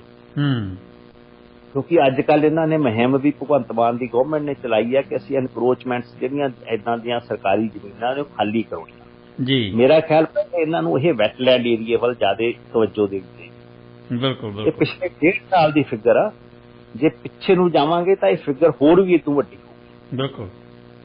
ਇਹਨਾਂ ਦੇ ਇੱਥੇ ਇਹ ਵੀ ਪਤਾ ਕਿ ਬੁੱਢਾ ਨਾਲਾ ਕਾਲਾ ਕਿਉਂ ਹੋ ਰਿਹਾ, ਇਹਦਾ ਡਾਇਰੈਕਟ ਰਿਸਪੌਂਸਿਬਿਲਿਟੀ ਹੈ ਜਿਹੜਾ ਇੰਡਸਟਰੀਅਲ ਵੇਸਟ ਡਿੱਗ ਰਿਹਾ ਜੀ। ਉਹਦੇ ਤੇ ਅੱਜ ਤੱਕ ਪੋਲਿਊਸ਼ਨ ਕੰਟਰੋਲ ਬੋਰਡ ਭਾਵੇਂ ਪੰਜਾਬ ਦਾ ਬਣਿਆ ਹੋਇਆ, ਨੈਸ਼ਨਲ ਲੈਵਲ ਤੇ ਵੀ ਬਣਿਆ ਹੋਇਆ ਜੀ, ਪਰ ਉਹਨਾਂ ਦੀ ਕਾਰਜਕਾਰੀ ਨੇ ਕੋਈ ਸਕਸੈਸਫੁਲ ਸਾਡੇ ਸਾਹਮਣੇ ਇਸ ਤਰ੍ਹਾਂ ਦੇ ਤੱਤ ਨਹੀਂ ਲਿਆਂਦੇ ਕਿ ਜਿਹਦੇ ਕਰਕੇ ਇਹ ਪਾਣੀ ਦਾ ਪ੍ਰਦੂਸ਼ਣ ਰੋਕਿਆ ਜਾ ਸਕੇ। ਲੋਕਾਂ ਦਾ ਕਹਿਣਾ, ਮਾਲਵੇ ਬੈਲਟ ਦੇ ਜਿਹੜੇ ਇਸ ਬਾਰੇ ਚਿੰਤਤ ਨੇ এনवायरमेंट ਦੇ ਜੀ, ਉਹ ਇਹ ਕਹਿ ਰਹੇ ਨੇ ਕਿ ਜਦੋਂ ਲੋਕਡਾਊਨ ਹੋਇਆ ਕੋਵਿਡ ਵੇਲੇ ਜੀ, ਉਦੋਂ ਫੈਕਟਰੀਜ਼ ਵਗੈਰਾ ਸਾਰਾ ਕੁਝ ਬੰਦ ਹੋ ਗਿਆ ਸੀ। ਜਲੰਧਰ ਦੀਆਂ ਟੈਨਰੀਜ਼ ਵੀ ਬੰਦ ਹੋ ਗਈਆਂ ਸੀਗੀਆਂ। ਉਦੋਂ ਪਾਣੀ ਬੁੱਢੇ ਨਾਲੇ ਦਾ ਤੇ ਸਤਲੁਜ ਦਾ, ਬਿਆਸ ਦਾ ਸਾਫ਼ ਹੋ ਗਿਆ ਸੀ। ਵੀ ਘੱਟੋ ਘੱਟ ਅਸੀਂ ਕੋਲੇ ਜਾ ਕੇ ਖੜ ਸਕਦੇ ਸੀ। ਬਿਲਕੁਲ। ਜਦੋਂ ਦੀ ਲੋਕਡਾਊਨ ਜੇ ਉਦੋਂ ਸਾਫ਼ ਹੋ ਸਕਦਾ ਤਾਂ ਇਹ ਸ਼ੋਅ ਕਰਦਾ ਕਿ ਇੱਥੇ ਸਟਰਕਚਰਲ ਪ੍ਰੋਬਲਮਸ ਨੇ ਐਡਮਿਨਿਸਟ੍ਰੇਸ਼ਨ ਦੇ ਵਿੱਚ। ਜੀ। ਗਿੱਲ ਸਾਹਿਬ, ਅਸੀਂ ਜਾਣਨਾ ਚਾਹੁੰਦੇ ਸੀ ਕਿ ਪੰਜਾਬ ਗੌਰਮੈਂਟ ਦੀ ਓਵਰਆਲ ਜਿਹੜੀ ਪਰਫਾਰਮੈਂਸ ਕਿਹੋ ਜਿਹੀ ਹੈ ਜੀ? ਹੁਣ ਤੱਕ ਦੀ ਤੁਸੀਂ ਪਰਫਾਰਮੈਂਸ ਨੂੰ ਕਿਵੇਂ ਦੇਖਦੇ ਹੋ? ਕਿਉਂਕਿ ਪਿਛਲੇ ਸਮੇਂ ਦੇ ਵਿੱਚ ਤੁਸੀਂ ਦੇਖਿਆ ਵੀ ਸਿੱਧੂ ਮੂਸੇਵਾਲਾ ਦਾ ਕਤਲ ਹੋਇਆ, ਉਸ ਤੋਂ ਬਾਅਦ ਇੱਕ ਬਹੁਤ ਵੱਡੀ ਹਿਲਜੁਲ ਜਿਹੜੀ ਹੈ ਉਸ ਪੂਰੇ ਰਾਜਨੀਤਿਕ ਔਰ ਸਮਾਜਿਕ ਸਿਸਟਮ ਦੇ ਵਿੱਚ ਅਸੀਂ ਦੇਖ ਰਹੇ ਹਾਂ। ਉਸ ਤੋਂ ਇਲਾਵਾ ਸੰਗਰੂਰ ਦੀ ਇਲੈਕਸ਼ਨ ਵੀ ਹੈ, ਹੋਰ ਵੀ ਬੜੇ ਮਸਲੇ ਜਿਹੜੇ ਆ ਦਰਪੇਸ਼ ਨੇ। ਕਿਵੇਂ ਦੇਖਦੇ ਹੋ ਜੀ ਸਾਰੇ ਕਾਸੇ ਨੂੰ? ਜਦੋਂ ਫੈਬਰਵਰੀ 'ਚ ਇਲੈਕਸ਼ਨ ਹੋਈ ਨਾ ਜੀ, ਉਦੋਂ ਲੋਕਾਂ ਨੇ ਇਹ ਪ੍ਰਗਟਾਵਾ ਕੀਤਾ ਸੀਗਾ ਕਿ ਜਿਹੜੀਆਂ ਪਹਿਲੀਆਂ ਪਾਰਟੀਆਂ ਰਵਾਇਤੀ ਕਾਂਗਰਸ ਤੇ ਅਕਾਲੀ ਦਲ ਸੀਗਾ ਜੀ, ਚਲੋ ਕਾਂਗਰਸ ਆਪਾਂ ਮੰਨਦੇ ਸੀ ਵੀ ਨੈਸ਼ਨਲ ਪਾਰਟੀ ਆ, ਅਕਾਲੀ ਦਲ ਤਾਂ ਪੰਜਾਬ ਦੇ ਖਾਸ ਕਰਕੇ ਸਿੱਖਾਂ ਦੀ ਪ੍ਰਤੀਨਿਧ ਜਮਾਤ ਸੀ ਜੀ, ਪਰ ਉਹਨਾਂ ਦੀ ਆਪਣੀ ਮੌਜ ਨੂੰ ਦੇਖ ਕੇ, ਆਪਣੀਆਂ ਉਹਨਾਂ ਦੀਆਂ ਕੀਤੀਆਂ ਮੌਜਾਂ ਨੂੰ ਦੇਖ ਕੇ ਲੋਕਾਂ ਨੇ ਇੱਕ ਲਹਿਰ ਖੜੀ ਕਰ ਦਿੱਤੀ ਜੀ। ਉਹਨਾਂ ਨੇ ਇਹ ਦਿਖਾਤਾ ਕਿ ਸਾਡੀਆਂ ਅੱਖਾਂ ਐਵੇਂ ਨਾ ਸੋਚ ਕੇ ਸਿਮਦੀਆਂ ਨੇ ਜਾਂ ਨਮ ਹੋਈਆਂ ਨੇ ਜੀ, ਸਾਡੀਆਂ ਅੱਖਾਂ ਪਿੱਛੇ ਇੱਕ ਨਹਿਰ ਚੱਲਦੀ ਹੈ, ਕਿ ਇੱਦਾਂ ਦੀ ਲਹਿਰ ਚੱਲਦੀ ਹੈ ਕਿ ਅਸੀਂ ਤੁਹਾਨੂੰ ਤੁਹਾਡੀਆਂ ਮੌਜਾਂ 'ਚ ਐਸਾ ਧਕੇਲਾਂਗੇ ਕਿ ਹੁਣ ਆਪਣੀ ਜ਼ਮੀਨ ਵੀ ਇਹਨਾਂ ਤੋਂ ਲੱਭੀ ਨਹੀਂ ਜਾਏਗੀ, ਖਾਸ ਕਰਕੇ ਅਕਾਲੀ ਦਲ ਤੋਂ। ਇਹੀ ਹਾਲ ਕਾਂਗਰਸ।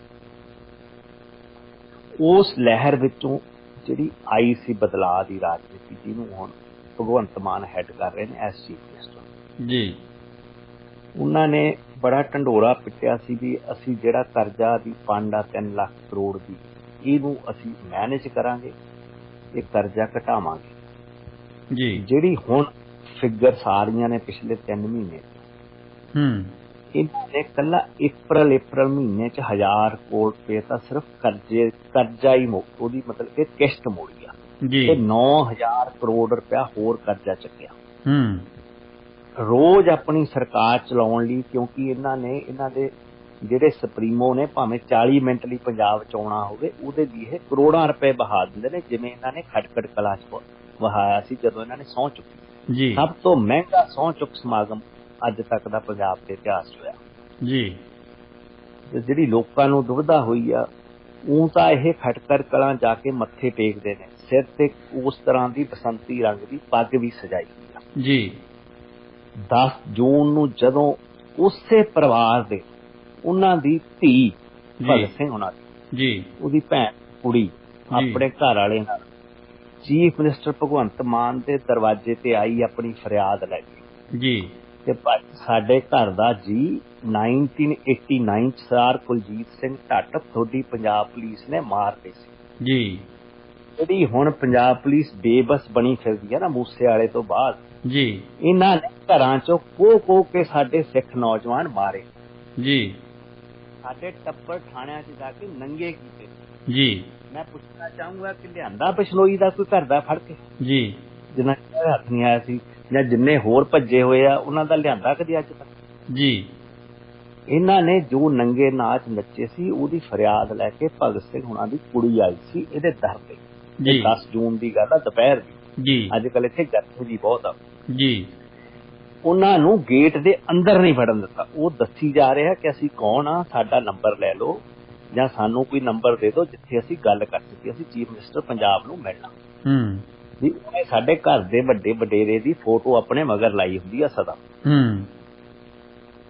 ਉਹਨਾਂ ਨੂੰ ਕਈ ਘੰਟੇ ਖੜਨ ਤੋਂ ਬਾਅਦ ਉੱਥੋਂ ਵਾਪਸ ਮੋੜਤਾ ਕੋਈ ਬੋਲਿਆ ਨਹੀਂ 4 ਦਿਨ ਬਾਅਦ ਇਹ ਖਬਰ ਬਾਹਰ ਆਈ ਵੀ ਐ ਹੋਇਆ ਉਹ ਫਰਿਆਦ ਇਹ ਲੈ ਕੇ ਗਏ ਸੀ ਕਿ ਜਿਹੜਾ ਸਾਡੇ ਘਰ ਦਾ ਜੀ ਤੁਹਾਡੀ ਬੁੱਚੜ ਪੁਲਿਸ ਨੇ ਮਾਰਿਆ ਉਹਨਾਂ ਨੂੰ ਪਹਿਲੇ ਤਾਂ ਇਹ ਕੇਸ ਹੀ ਨਹੀਂ ਰਜਿਸਟਰ ਹੋਇਆ ਜੀ ਫਿਰ ਭਗਤ ਸਿੰਘ ਦੀ ਭੈਣ ਬੀਬੀ ਪ੍ਰਕਾਸ਼ ਕੌਰ ਜਿਹੜੀ ਹੁਣ ਇਸ ਦੁਨੀਆ 'ਚ ਨਹੀਂ ਰਹੀ ਉਹ ਸੁਪਰੀਮ ਕੋਰਟ ਗਈ ਜਦੋਂ ਸੁਪਰੀਮ ਕੋਰਟ 'ਚ ਬਹਿਸ ਚੱਲ ਰਹੀ ਸੀ ਫਰਿਆਦ ਦੀ ਬਹਿਸ ਚੱਲ ਰਹੀ ਸੀ ਵੀ ਸਾਡਾ ਪੁਲਿਸ ਸੁਣ ਰਹੀ ਗੱਲ ਪੰਜਾਬ ਗੌਰਮੈਂਟ ਸਾਡੀ ਗੱਲ ਨਹੀਂ ਸੁਣ ਰਹੀ ਸਾਡੇ ਨਾਲ ਇਦਾਂ ਦੀ ਜ਼ਿਆਦਤੀ ਹੋਈ ਆ ਸਾਡਾ ਨਿਹੱਕਾ ਬੰਦਾ ਘਰ ਦਾ ਇਹਨਾਂ ਨੇ ਚੱਕ ਕੇ ਮਾਰਤਾ ਜਿਹੜਾ ਲੱਭਿਆ ਹੀ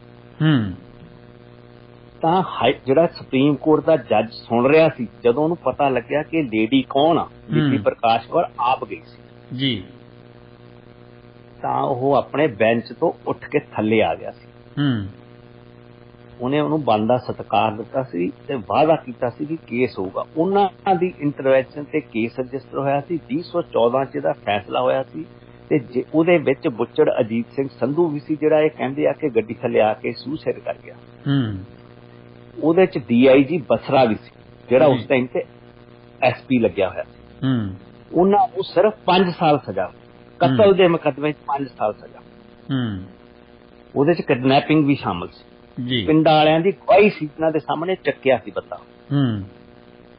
ਜਦੋਂ ਪਰਿਵਾਰ ਨੇ ਕਿਹਾ ਵੀ ਇਹ ਸਜ਼ਾ ਕਾਫੀ ਨਹੀਂ ਇਹ ਗਲਤ ਹੈਗਾ ਉਹਨਾਂ ਨੇ ਉਹਦੀ ਫਰਿਆਦ ਅੱਗੇ ਕੀਤੀ ਪੰਜਾਬ ਗਵਰਨਮੈਂਟ ਨੇ ਜਿਹੜਾ ਇਹ ਜਜਮੈਂਟ ਆਈ ਸੀ CBI ਕੋਰਟ ਦੀ ਉਹਨਾਂ ਤੇ ਦੁਬਾਰਾ ਗੌਰ ਕਰਨੀ ਠੀਕ ਨਹੀਂ ਸਮਝੀ ਉਦੋਂ ਸਰਦਾਰ ਪ੍ਰਕਾਸ਼ ਸਿੰਘ ਬਾਦਲ ਦੀ ਗਵਰਨਮੈਂਟ ਸੀ ਜੀ ਇਹ ਜਿਹੜੀ ਸਜ਼ਾ ਘੱਟ ਹੋਈ ਆ ਇਹਨੂੰ ਸਜ਼ਾ ਨੂੰ ਵਧਾਉਣ ਲਈ ਸਾਨੂੰ ਹਾਈ ਕੋਰਟ ਦਾ ਰੁਖ ਕਰਨਾ ਚਾਹੀਦਾ ਇਹਨਾਂ ਨੇ ਇਹ ਕੀਤਾ ਉਹਨਾਂ ਨੇ ਅੱਜ ਤੱਕ ਬਸਰੇ ਹੁਣਾਂ ਨੇ ਸਿਰਫ 6 ਮਹੀਨੇ ਸਜ਼ਾ ਕੱਟੀ ਆ ਹੁਣ ਉਹ ਬਾਹਰ ਦਰਦ ਲਾਉਣ ਫਿਰਦੇ ਆ ਹੁਣ DIG ਰੈਂਕ ਦਾ ਹੈਗਾ ਜੀ ਜਦੋਂ ਕੈਪਟਨ ਅਮਰਿੰਦਰ ਸਿੰਘ ਦੀ ਗਵਰਨਮੈਂਟ ਆਈ ਇਹਨਾਂ ਨੇ 2021 ਸਤੰਬਰ ਦੇ ਵਿੱਚ ਕਿ ਅਕਤੂਬਰ ਚ ਇਹਨਾਂ ਨੇ ਆਪਣੀ ਕਾਰਾਜੋਈ ਕਰਕੇ ਸਰਕਾਰੀ ਇਹਨਾਂ ਨੇ ਬਸਰੇ ਹੁਣਾਂ ਨੂੰ ਸਜ਼ਾ ਮਾਫ ਕਰਤੀ ਪਾਰਡਨ ਕਰਤਾ ਉਹਨਾਂ ਦਾ ਰੈਕਡ ਕਲੀਅਰ ਕਰਤਾ ਸਰਵਿਸ ਤੇ ਬਹਾਲ ਕਰਤਾ ਸਰਵਿਸ ਮੁਤਾਬਕ ਜੇ ਉਹ ਰਿਟਾਇਰ ਹੋਣਗੇ ਤਾਂ ਪੈਨਸ਼ਨਾਂ ਮਿਲਣਗੀਆਂ ਪਰਿਵਾਰ ਨੇ ਤੇ ਸੁਖਜਿੰਦਰ ਸਿੰਘ ਰੰਧਾਵੇ ਦੇ ਵੀ ਸਿਗਨੇਚਰ ਉਸ ਜਿਹੜਾ ਆਰਡਰ ਆ ਕਿਉਂਕਿ ਇਹ ਉਦੋਂ ਜੇਲ੍ਹ ਮੰਤਰੀ ਸੀ ਬਿਲਕੁਲ ਉਸ ਫਰਿਆਦ ਦੇ ਬਾਰੇ ਚੱਲਦੇ ਭਗਤ ਸਿੰਘ ਦਾ ਪਰਿਵਾਰ ਭਗਵੰਤ ਮਾਨ ਦੇ ਦਰ ਤੇ ਆਇਆ ਸੀ ਜਿੱਥੋਂ ਖਾਲੀ ਮੋੜ ਤਾਂ ਅੱਜ ਤੱਕ ਕੋਈ ਗਵਰਨਮੈਂਟ ਦੀ ਸਟੇਟਮੈਂਟ ਨਹੀਂ ਆਈ ਵੀ ਸਾਡੇ ਤੋਂ ਗਲਤੀ ਹੋਈ ਜਾਂ ਨਹੀਂ ਜੀ ਇਹ ਆ ਹਾਲ ਆ ਅੱਜ ਪੰਜਾਬ ਦਾ ਤੁਸੀਂ ਮੂਸੇ ਵਾਲੇ ਦਾ ਕੇਸ ਲੈ ਲਓ ਤੁਸੀਂ ਚਾਹੇ ਇਹਨਾਂ ਨੇ ਫੋਰੈਸਟ ਮਿਨਿਸਟਰ ਫੜਿਆ ਜੀ ਉਹਦੀ ਇਨਵੈਸਟੀਗੇਸ਼ਨ ਕੰਪਲੀਟ ਕੀਤੇ ਬਗੈਰ ਉਹ ਜੇਲ੍ਹ ਕਸਟਡੀ ਚਲਾ ਗਿਆ ਜੀ ਕੀ ਤੁਹਾਡੇ ਜਿਹੜੇ ਹੈਗੇ ਆ ਬੜਾ ਚਾਹੀਦੀ ਟਰਾਂਸਪੇਰੈਂਟ ਗਵਰਨਮੈਂਟ ਚਾਹੀਦੀ ਆ ਪਤਾ ਤਾਂ ਲੱਗੇ ਲੋਕਾਂ ਨੂੰ ਕਿ ਸਾਡਾ ਇਹਨਾਂ ਨੇ ਅੰਗ ਅੰਗ ਲੁੱਟਿਆ ਕਿਵੇਂ ਆ ਪੁਰਾਣੀਆਂ ਸਰਕਾਰਾਂ ਅਸੀਂ ਕਰੈਕਸ਼ਨ ਲਈ ਤੁਹਾਨੂੰ ਲੈ ਕੇ ਆਏ ਸੀ ਪੰਜਾਬ ਦੇ ਲੋਕ ਨਾ ਕਿ ਰਾਜ ਕਰਨ ਲਈ ਲਿਆਏ ਅਸੀਂ ਕਿਹਾ ਸੀ ਵੀ ਜਿਹੜੇ ਪੁਰਾਣੇ ਰਾਜ ਨੇ ਸਾਨੂੰ ਦੁੱਖ ਦਿੱਤੇ ਕਿਤੇ ਤੁਸੀਂ ਵੀ ਉਸ ਰਾਹਾਂ ਤੇ ਨਾ ਪੈ ਜਾਓ ਜੀ ਉਸੇ ਰਾਹਾਂ ਦਾ ਪ੍ਰਤੀਕ ਜਦੋਂ ਕੇਜਰੀਵਾਲ ਇਹਨਾਂ ਦਾ ਸੁਪਰੀਮੋ ਕੁਰਕਸ਼ੇਤਰ ਦੀ ਰੈਲੀ ਚੋਂ ਕਾਗਜ਼ ਲਹਿਰਾ ਰਿਹਾ ਸੀ ਆਪਣੀ ਚੌਧਰ ਦੱਸ ਰਿਹਾ ਸੀ ਆਪਣੀ ਸਰਕਾਰ ਦੀ ਪੰਜਾਬ ਦੀ ਕਿ ਅਸੀਂ ਜੀ ਜਥੇਦਾਰ ਅਕਾਲ ਤਖਤ ਸਾਹਿਬ ਤੋਂ ਸੁਰੱਖਿਆ ਵਾਪਸ ਲੈ ਲਈ ਜੀ ਅਸੀਂ ਮੂਸੇਵਾਲਾ ਜਿਹੜਾ ਆਪਣੇ ਆਪ ਨੂੰ ਘੁਮਾਉਂਦਾ ਸੀ ਉਹਦੀ ਸੁਰੱਖਿਆ ਵਾਪਸ ਲੈ ਲਈ ਇਹ ਸਰਕਾਰੀ ਕਾਗਜ਼ ਹੁੰਦੇ ਨੇ ਇਹ ਪਬਲਿਕ ਦੇ ਵਿੱਚ ਪੋਸਟਰ ਨਹੀਂ ਬਣਨੇ ਚਾਹੀਦੇ ਸੀ ਜੀ ਇਹਨਾਂ ਨੇ ਹਰ ਇੱਕ ਚੀਜ਼ ਨੂੰ ਇੱਕ ਤਮਾਸ਼ੇ ਵਾਂਗੂ ਪੇਸ਼ ਕੀਤਾ ਜੀ ਅਸੀਂ ਆਹ ਐਲਾਨ ਕਰਤਾ ਜੇ ਸਿਕਿਉਰਿਟੀ ਕਵਰ ਚੱਕਿਆ ਤਾਂ ਮੂਸੇਵਾਲ ਦਾ ਬਰੂਟਲ ਮਰਡਰ ਹੋਇਆ ਜਿਹਨੇ ਪੰਜਾਬ ਦੀ ਨੌਜਵਾਨੀ ਕੀ ਹਰ ਇਨਸਾਨ ਦੀਆਂ ਅੱਖਾਂ ਦੇ ਵਿੱਚ ਅਥਰੂ ਲਿਆਂਦੇ ਐਂ ਲੱਗਦਾ ਸੀ ਕਿ ਨਹਿਰਾਂ ਦਾ ਪਾਣੀ ਵਗ ਰਿਹਾ ਬਿਲਕੁਲ ਜਿਹੜਾ ਮੈਂ ਕਿਹਾ ਨਾ ਵੀ ਨਮ ਨਹੀਂ ਸੀ ਅੱਖਾਂ ਉਦੋਂ ਨਹਿਰਾਂ ਵਾਂਗੂ ਪਾਣੀ ਵਗ ਰਿਹਾ ਸੀ ਲੋਕਾਂ ਦਾ ਅੱਜ ਵੀ ਵਗ ਰਿਹਾ ਬਿਲਕੁਲ ਬਿਲਕੁਲ 3 ਹਫ਼ਤੇ ਹੋ ਗਏ ਕੱਲ ਇਹ ਜਿਹੜੇ ਬੰਦਿਆਂ ਨੇ ਜ਼ਿੰਮੇਵਾਰੀ ਲਈ ਸੀ ਉਹ ਕਤਲ ਦੀ ਉਹਨਾਂ ਦਾ ਕੱਲ ਇਹ ਬੰਦਾ ਚੱਕ ਕੇ ਲਿਆਇਆ ਦਿੱਲੀ ਤੋਂ ਜਦ ਕਿ ਮੈਨੂੰ ਯਾਦ ਆ ਜਦੋਂ ਮੈਂ ਅਮਰੀਕਾ ਤੋਂ ਆਇਆ ਸੀਗਾ ਜੀ ਮੈਨੂੰ ਪੰਜਾਬ ਪੁਲਿਸ ਅਗਲੇ 24 ਘੰਟਿਆਂ 'ਚ ਜਾ ਕੇ ਤਿਹਾੜ ਜੇਲ੍ਹ 'ਚ ਬਹਿ ਗਈ ਸੀ ਕਿ ਅਸੀਂ ਕੁੱਕੀ ਨੂੰ ਲੈ ਕੇ ਜਾਣਾ ਪੰਜਾਬ ਪਰ ਮੈਨੂੰ ਲੈ ਕੇ ਨਹੀਂ ਸੀ ਆ ਸਕੇ ਇਹ ਪਰ ਇਹ ਹੁਣ ਕਿਉਂ ਨਹੀਂ ਇਦਾਂ ਦੀ ਇਹਨਾਂ ਦੀ ਫੁਰਤੀ ਜਦੋਂ ਇਹਨਾਂ ਨੇ ਸਰਦਾਰ ਕੁਲਜੀਤ ਸਿੰਘ ਢੱਟ ਵੇਲੇ ਬਰੂਟੈਲਿਟੀਆਂ ਦਿਖਾਈਆਂ ਨੇ ਸਾਡੇ ਇਹਨਾਂ ਨੇ ਸਿੱਖ ਨੌਜਵਾਨੀ ਦੇ ਟੱਬਰ ਨੰਗੇ ਕੀਤੇ ਨੇ ਸਾਡੀਆਂ ਜਨਾਨੀਆਂ ਨਿਰਵਸਤ ਕੀਤੀਆਂ ਗਰਾ ਮਰ ਗਿਆ ਨੇ ਜੀ ਉਹ ਹੁਣ ਪੰਜਾਬ ਪੁਲਿਸ ਨੂੰ ਕੀ ਹੋ ਗਿਆ ਜੀ ਸਾਡਾ ਇੱਕ ਨੌਜਵਾਨ ਮੁੰਡਾ ਸਿੱਖ ਨੌਜਵਾਨ ਉਹਨੂੰ ਮਹਾਰਾਸ਼ਟਰ ਦਾ ਕੋਈ ਗੈਂਗਸਟਰ ਆ ਕੇ ਮਾਰ ਜੂਗਾ ਕੋਈ ਗੁਜਰਾਤ ਦਾ ਜਾਂ ਰਾਜਸਥਾਨ ਦਾ ਜਾਂ ਹਰਿਆਣੇ ਦਾ ਆ ਕੇ ਮਾਰ ਜੂ ਬਿਲਕੁਲ ਇਸ ਚੀਜ਼ ਦਾ ਜੋ ਨੰਗਾ ਨਾਚ ਹੋਇਆ ਪੰਜਾਬ 'ਚ ਮੈਂ ਚਾਹੁੰਦਾ ਸੀ ਕਿ ਸਰਦਾਰ ਬਲਕੌਰ ਸਿੰਘ ਜਿਹੜੇ ਮੂਸੇਵਾਲੇ ਦੇ ਫਾਦਰ ਨੇ ਉਹਨਾਂ ਨੂੰ ਸੰਗਰੂਰ ਦੀ ਜਨਤਾ ਸਾਹਮਣੇ ਆਉਣਾ ਚਾਹੀਦਾ ਸੀ ਇਲੈਕਸ਼ਨ ਲੜਨੀ ਚਾਹੀਦੀ ਸੀ ਤੇ ਆਪ ਆਵਾਜ਼ ਬਣ ਕੇ ਚੱਲਦੇ ਉਹਨਾਂ ਮਗਰ ਪੰਜਾਬ ਨੇ ਵੀ ਜਾਣਾ ਸੀ ਬਿਲਕੁਲ ਬਿਲਕੁਲ ਹੁਣ ਭਾਵੇਂ ਸੰਗਰੂਰ ਤੋਂ ਕੋਈ ਚੁਣ ਕੇ ਚਲਿਆ ਜਾਵੇ ਉਹਦੇ ਮਗਰ ਪੰਜਾਬ ਨੇ ਨਹੀਂ ਜਾਣਾ ਨਾ ਉਹਨੇ ਮੂਸੇਵਾਲੇ ਦੀ ਉੱਥੇ ਜਾ ਕੇ ਗੱਲ ਚੱਕਣੀ ਨਹੀਂ ਬਿਲਕੁਲ ਹਰੇਕ ਦੇ ਆਪਦੇ ਹਿੱਤ ਹੈ ਹਾਂ ਮਤਲਬ ਉਹਨਾਂ ਦਾ ਇੱਕ ਸਿੰਬਲ ਸੀਗਾ ਉਹ ਬਿਲਕੁਲ ਮੂਸੇਵਾਲੇ ਦਾ ਸਿੰਬਲ ਬਣਨਾ ਚਾਹੀਦਾ ਸੀ ਪਰ ਆਈ ਹੋਪ ਕਿ ਜਿਹੜੀ ਬੈਟਰ ਡਿਵਾਈਸ ਉਹਨਾਂ ਨੂੰ ਦਿੱਤੀ ਜਾਂਦੀ ਤਾਂ ਉਹਨਾਂ ਨੂੰ ਡਾਕਟਰ ਜੌਲ ਦੀ ਗੱਲ ਮੰਨ ਲੈਣੀ ਚਾਹੀਦੀ ਸੀ ਕਨਵਿੰਸ ਨਹੀਂ ਕਰਵਾ ਸਕੇ ਉਹਨਾਂ ਨੂੰ ਹਾਂ ਕਨਵਿੰਸ ਨਹੀਂ ਕਰਾ ਉਹਨਾਂ ਦੀ ਚਲੋ ਹਾਲਤ ਉਸ ਤਰ੍ਹਾਂ ਦੀ ਸੀ ਕਿ ਉਹ ਫੈਸਲਾ ਨਹੀਂ ਸੀ ਲੈ ਸਕਦੇ ਜਾਂ ਉਹਨਾਂ ਫੈਸਲਾ ਲੈਣਾ ਔਖਾ ਬਹੁਤ ਸੀਗਾ ਪਰ ਉਹਨਾਂ ਨੂੰ ਸਮਝਾਇਆ ਜਾ ਸਕਦਾ ਸੀ ਉਹਨਾਂ ਤੇ ਪ੍ਰੈਸ਼ਰ ਵੀ ਬਣਾਇਆ ਜਾ ਸਕਦਾ ਸਮਾਜਿਕ ਪ੍ਰੈਸ਼ਰ ਜਿਹੜਾ ਉਹਦੇ ਜਿਹੜੇ ਹਮਦਰਦ ਜਾ ਕੇ ਵੀ ਕਹਿ ਸਕਦੇ ਸੀ ਬਹੁਤ ਕੁਝ ਹੋ ਸਕਦਾ ਸੀ ਜੇ ਕਰਨਾ ਚਾਹੁੰਦੇ ਤਾਂ ਜੇ ਨੀਤਾਂ ਸਾਫ਼ ਹੁੰਦੀਆਂ ਇਹਨਾਂ ਦੀਆਂ ਜਿਹੜੀ ਐਡਮਿਨਿਸਟ੍ਰੇਸ਼ਨ ਪੰਜਾਬ ਗਵਰਨਮੈਂਟ ਹੈਗੀ ਆ ਇਹਨਾਂ ਨੇ ਇਹ ਮੰਨਣਾ ਚਾਹੀਦਾ ਪਬਲਿਕਲੀ ਇਹਨਾਂ ਨੂੰ ਗਲਤੀ ਪਹਿਲਾਂ ਤਾਂ ਕੇਜਰੀਵਾਲ ਨੂੰ ਆਪਣੀ ਗਲਤੀ ਮੰਨਣੀ ਚਾਹੀਦੀ ਹੈ ਪਹਿਲਾਂ ਉਹ ਜਿਹੜੀ ਕੋਈ ਇਹਨਾਂ ਦੀ ਯੰਗ ਸਪੋਕਸਵੂਮਨ ਆ ਜੀ ਉਹ ਲਿਸਟ ਲੀਕ ਕੀਤੀ ਆ ਜੀ ਉਹਨਾਂ ਨੂੰ ਪਬਲਿਕਲੀ ਅਪੋਲੋਜਾਈਜ਼ ਕਰਨਾ ਚਾਹੀਦਾ ਉਹਦੇ ਤੇ ਉਸ ਸਪੋਕਸਵੂਮਨ ਤੇ ਕੋਈ ਐਕਸ਼ਨ ਆਉਣਾ ਚਾਹੀਦਾ ਜੀ ਉਹਦੇ ਉਸ ਚੀਜ਼ ਦੀਆਂ ਰੀਪਰਕਸ਼ਨਸ ਹੋਈਆਂ ਨੇ ਉਹ ਸਟੇਟ ਜਿਹੜੀ ਸੀਕ੍ਰੇਟਸ ਆ ਉਹਨੂੰ ਉਹਨਾਂ ਨੇ ਲੀਕ ਕੀਤਾ ਜੀ ਅੱਜ ਤੱਕ ਕਦੀਆਂ ਲਿਸਟਾਂ ਜਾਰੀ ਨਹੀਂ ਹੁੰਦੀਆਂ ਵੀ ਇਹਨਾਂ ਦੀ ਸਿਕਿਉਰਿਟੀ ਅਸੀਂ ਦੇਤੀ ਇਹ ਵਾਪਸ ਲੈ ਇਹ ਸਟੇਟ ਸਬਜੈਕਟ ਆ ਇਹ ਤੁਹਾਡੇ ਪੁਲਿਸ ਮਹਿਕਮੇ ਦੇ ਵਿੱਚ ਬ੍ਰਾਂਚ ਬਣੀ ਹੋਈ ਹੈ ਜਿਹੜੀ ਸਿਕਿਉਰਿਟੀ ਅਪਰੈਟਸ ਨੂੰ ਦੇਖਦੀ ਹੈ ਬਿਲਕੁਲ ਇਹਨਾਂ ਦੇ ਇੰਟੈਲੀਜੈਂਸ ਹੈੱਡਕੁਆਰਟਰ ਤੇ ਰਾਕਟ ਪ੍ਰੋਪੈਲਡ ਗ੍ਰਨੇਡ ਚੱਲਿਆ ਜਿਹੜਾ ਕਿ ਅੱਜ ਤੱਕ ਨਹੀਂ ਪੰਜਾਬ 'ਚ ਚੱਲਿਆ ਇੰਨਾ ਚਿਰ ਇੱਥੇ ਸਿੱਖ ਸਟਰਗਲ ਰਿਹਾ ਉਦੋਂ ਨਹੀਂ ਇਹ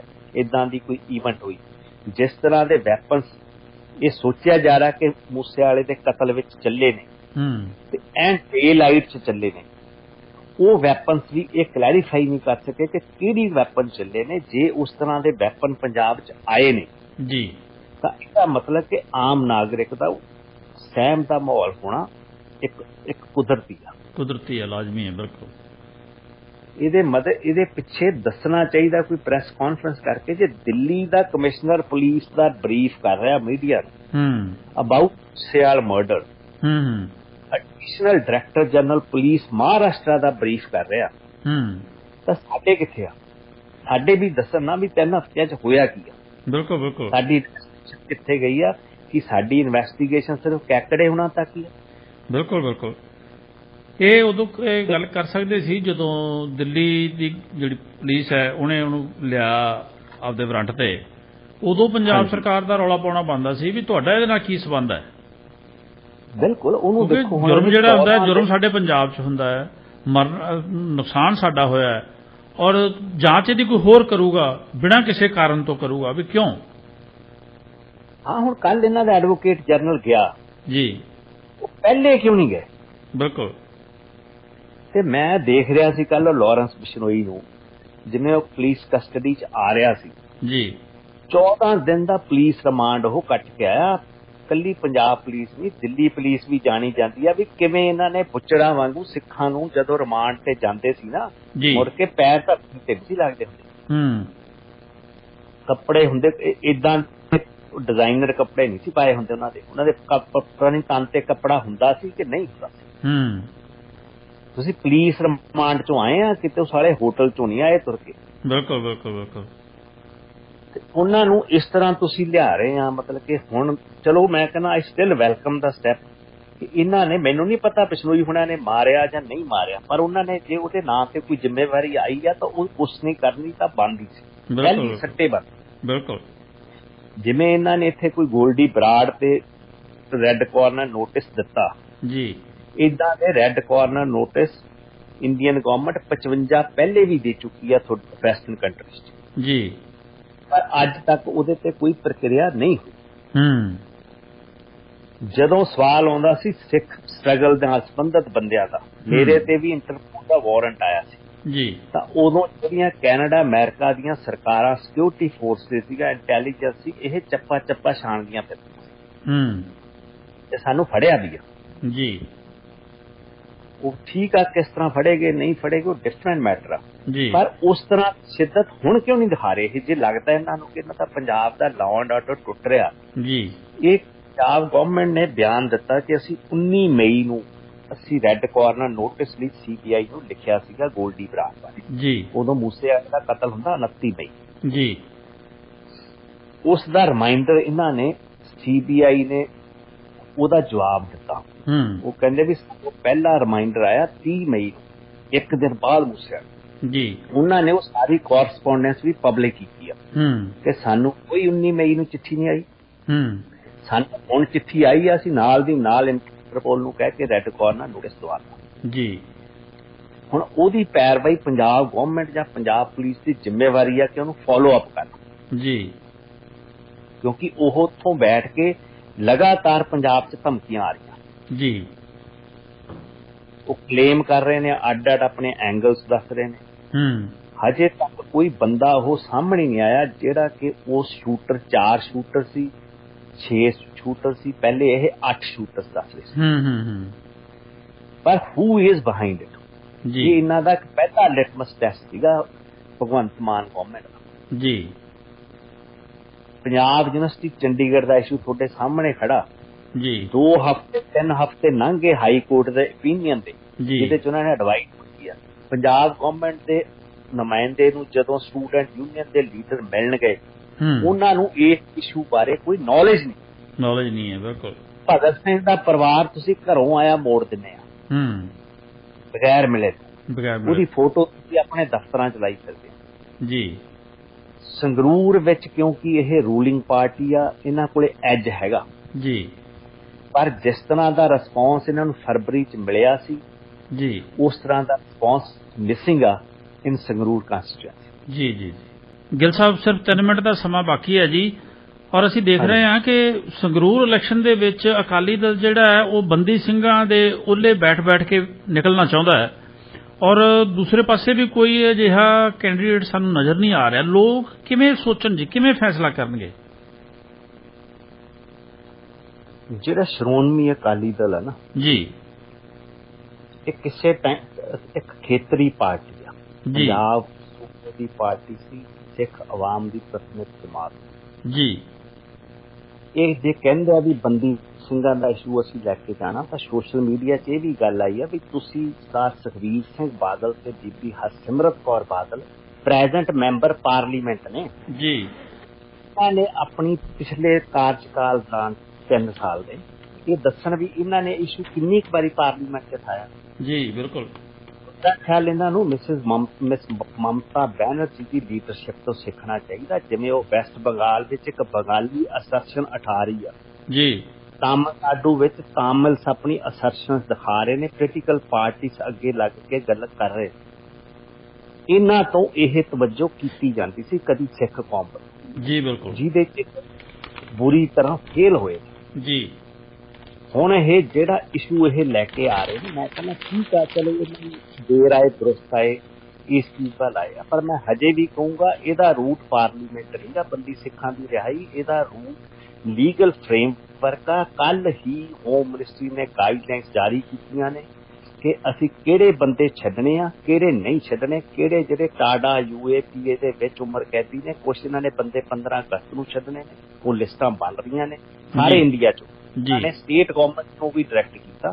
ਇਸੇ ਤਰ੍ਹਾਂ ਉਹਨਾਂ ਨੇ ਕਿਹਾ ਕੁਛ ਅਸੀਂ 26 ਜਨਵਰੀ 2023 ਨੂੰ ਛੱਡਣੇ ਨੇ, ਐਂਡ ਰੈਸਟ ਜਿਹੜੇ ਛੱਡਣੇ ਅਸੀਂ 15 ਅਗਸਤ 2023 ਨੂੰ ਛੱਡਣੇ ਜੀ। ਆਈ ਥਿੰਕ ਇਹਨਾਂ ਨੂੰ ਆਪਣੇ ਲੀਗ, ਤਾਂ ਹੀ ਮੈਂ ਇੱਥੇ ਕਿਹਾ ਸੀ ਕਿ ਇੱਥੇ ਜੇ ਚੋਣ ਲੜਾਉਣੀ ਸੀ ਤਾਂ ਕਿਸੇ ਲੀਗਲ ਅਲੂਮਨਾਈ ਨੂੰ ਲੜਾਉਣੀ ਸੀ, ਜਿਹਦਾ ਕਿ ਪਿਛਲਾ ਇਤਿਹਾਸ ਹੋਵੇ ਸਿੱਖਾਂ ਦੇ ਪੱਖ ਦਾ, ਹਿਊਮੈਨਿਟੀ ਦੇ ਪੱਖ ਦਾ। ਬਿਲਕੁਲ, ਇਹ ਉਸ ਚੀਜ਼ ਤੋਂ ਇਹ ਥਿਰਕੇ ਨੇ, because they have no vision, ਜਿਨ੍ਹਾਂ ਨੇ ਅੱਜ ਸਿੱਖ ਕੌਮ ਨੂੰ ਲੀਡਰਲੈਸ ਕਰਤਾ, ਰਿਲੀਜੀਅਸਲੀ ਵੀ ਤੇ ਪੋਲੀਟੀਕਲੀ। ਤਾਂ ਹੀ ਤਾਂ ਜਿਹੜਾ ਅਕਾਲ ਤਖਤ ਸਾਹਿਬ ਦਾ ਜਥੇਦਾਰ ਆ ਪ੍ਰੈਜ਼ੀਡੈਂਟ ਜੀ, ਉਹ ਇੱਕ ਐਡੀ ਪ੍ਰੋਮੀਨੈਂਟ ਸੀਟ ਤੇ ਬੈਠਾ ਸਿੱਖਾਂ ਦੀ ਜੀ, ਉਹਨਾਂ ਨੂੰ ਇਸ਼ੂਜ਼ ਦੀ ਬਜਾਏ ਹਥਿਆਰ ਚੰਗੇ ਲੱਗ ਰਹੇ ਨੇ ਵੀ ਹਥਿਆਰ ਚੱਕ ਲਓ, ਬਸ ਸਾਡੇ ਕੋਲ ਮੁੱਦਾ ਨਹੀਂ ਹੈ।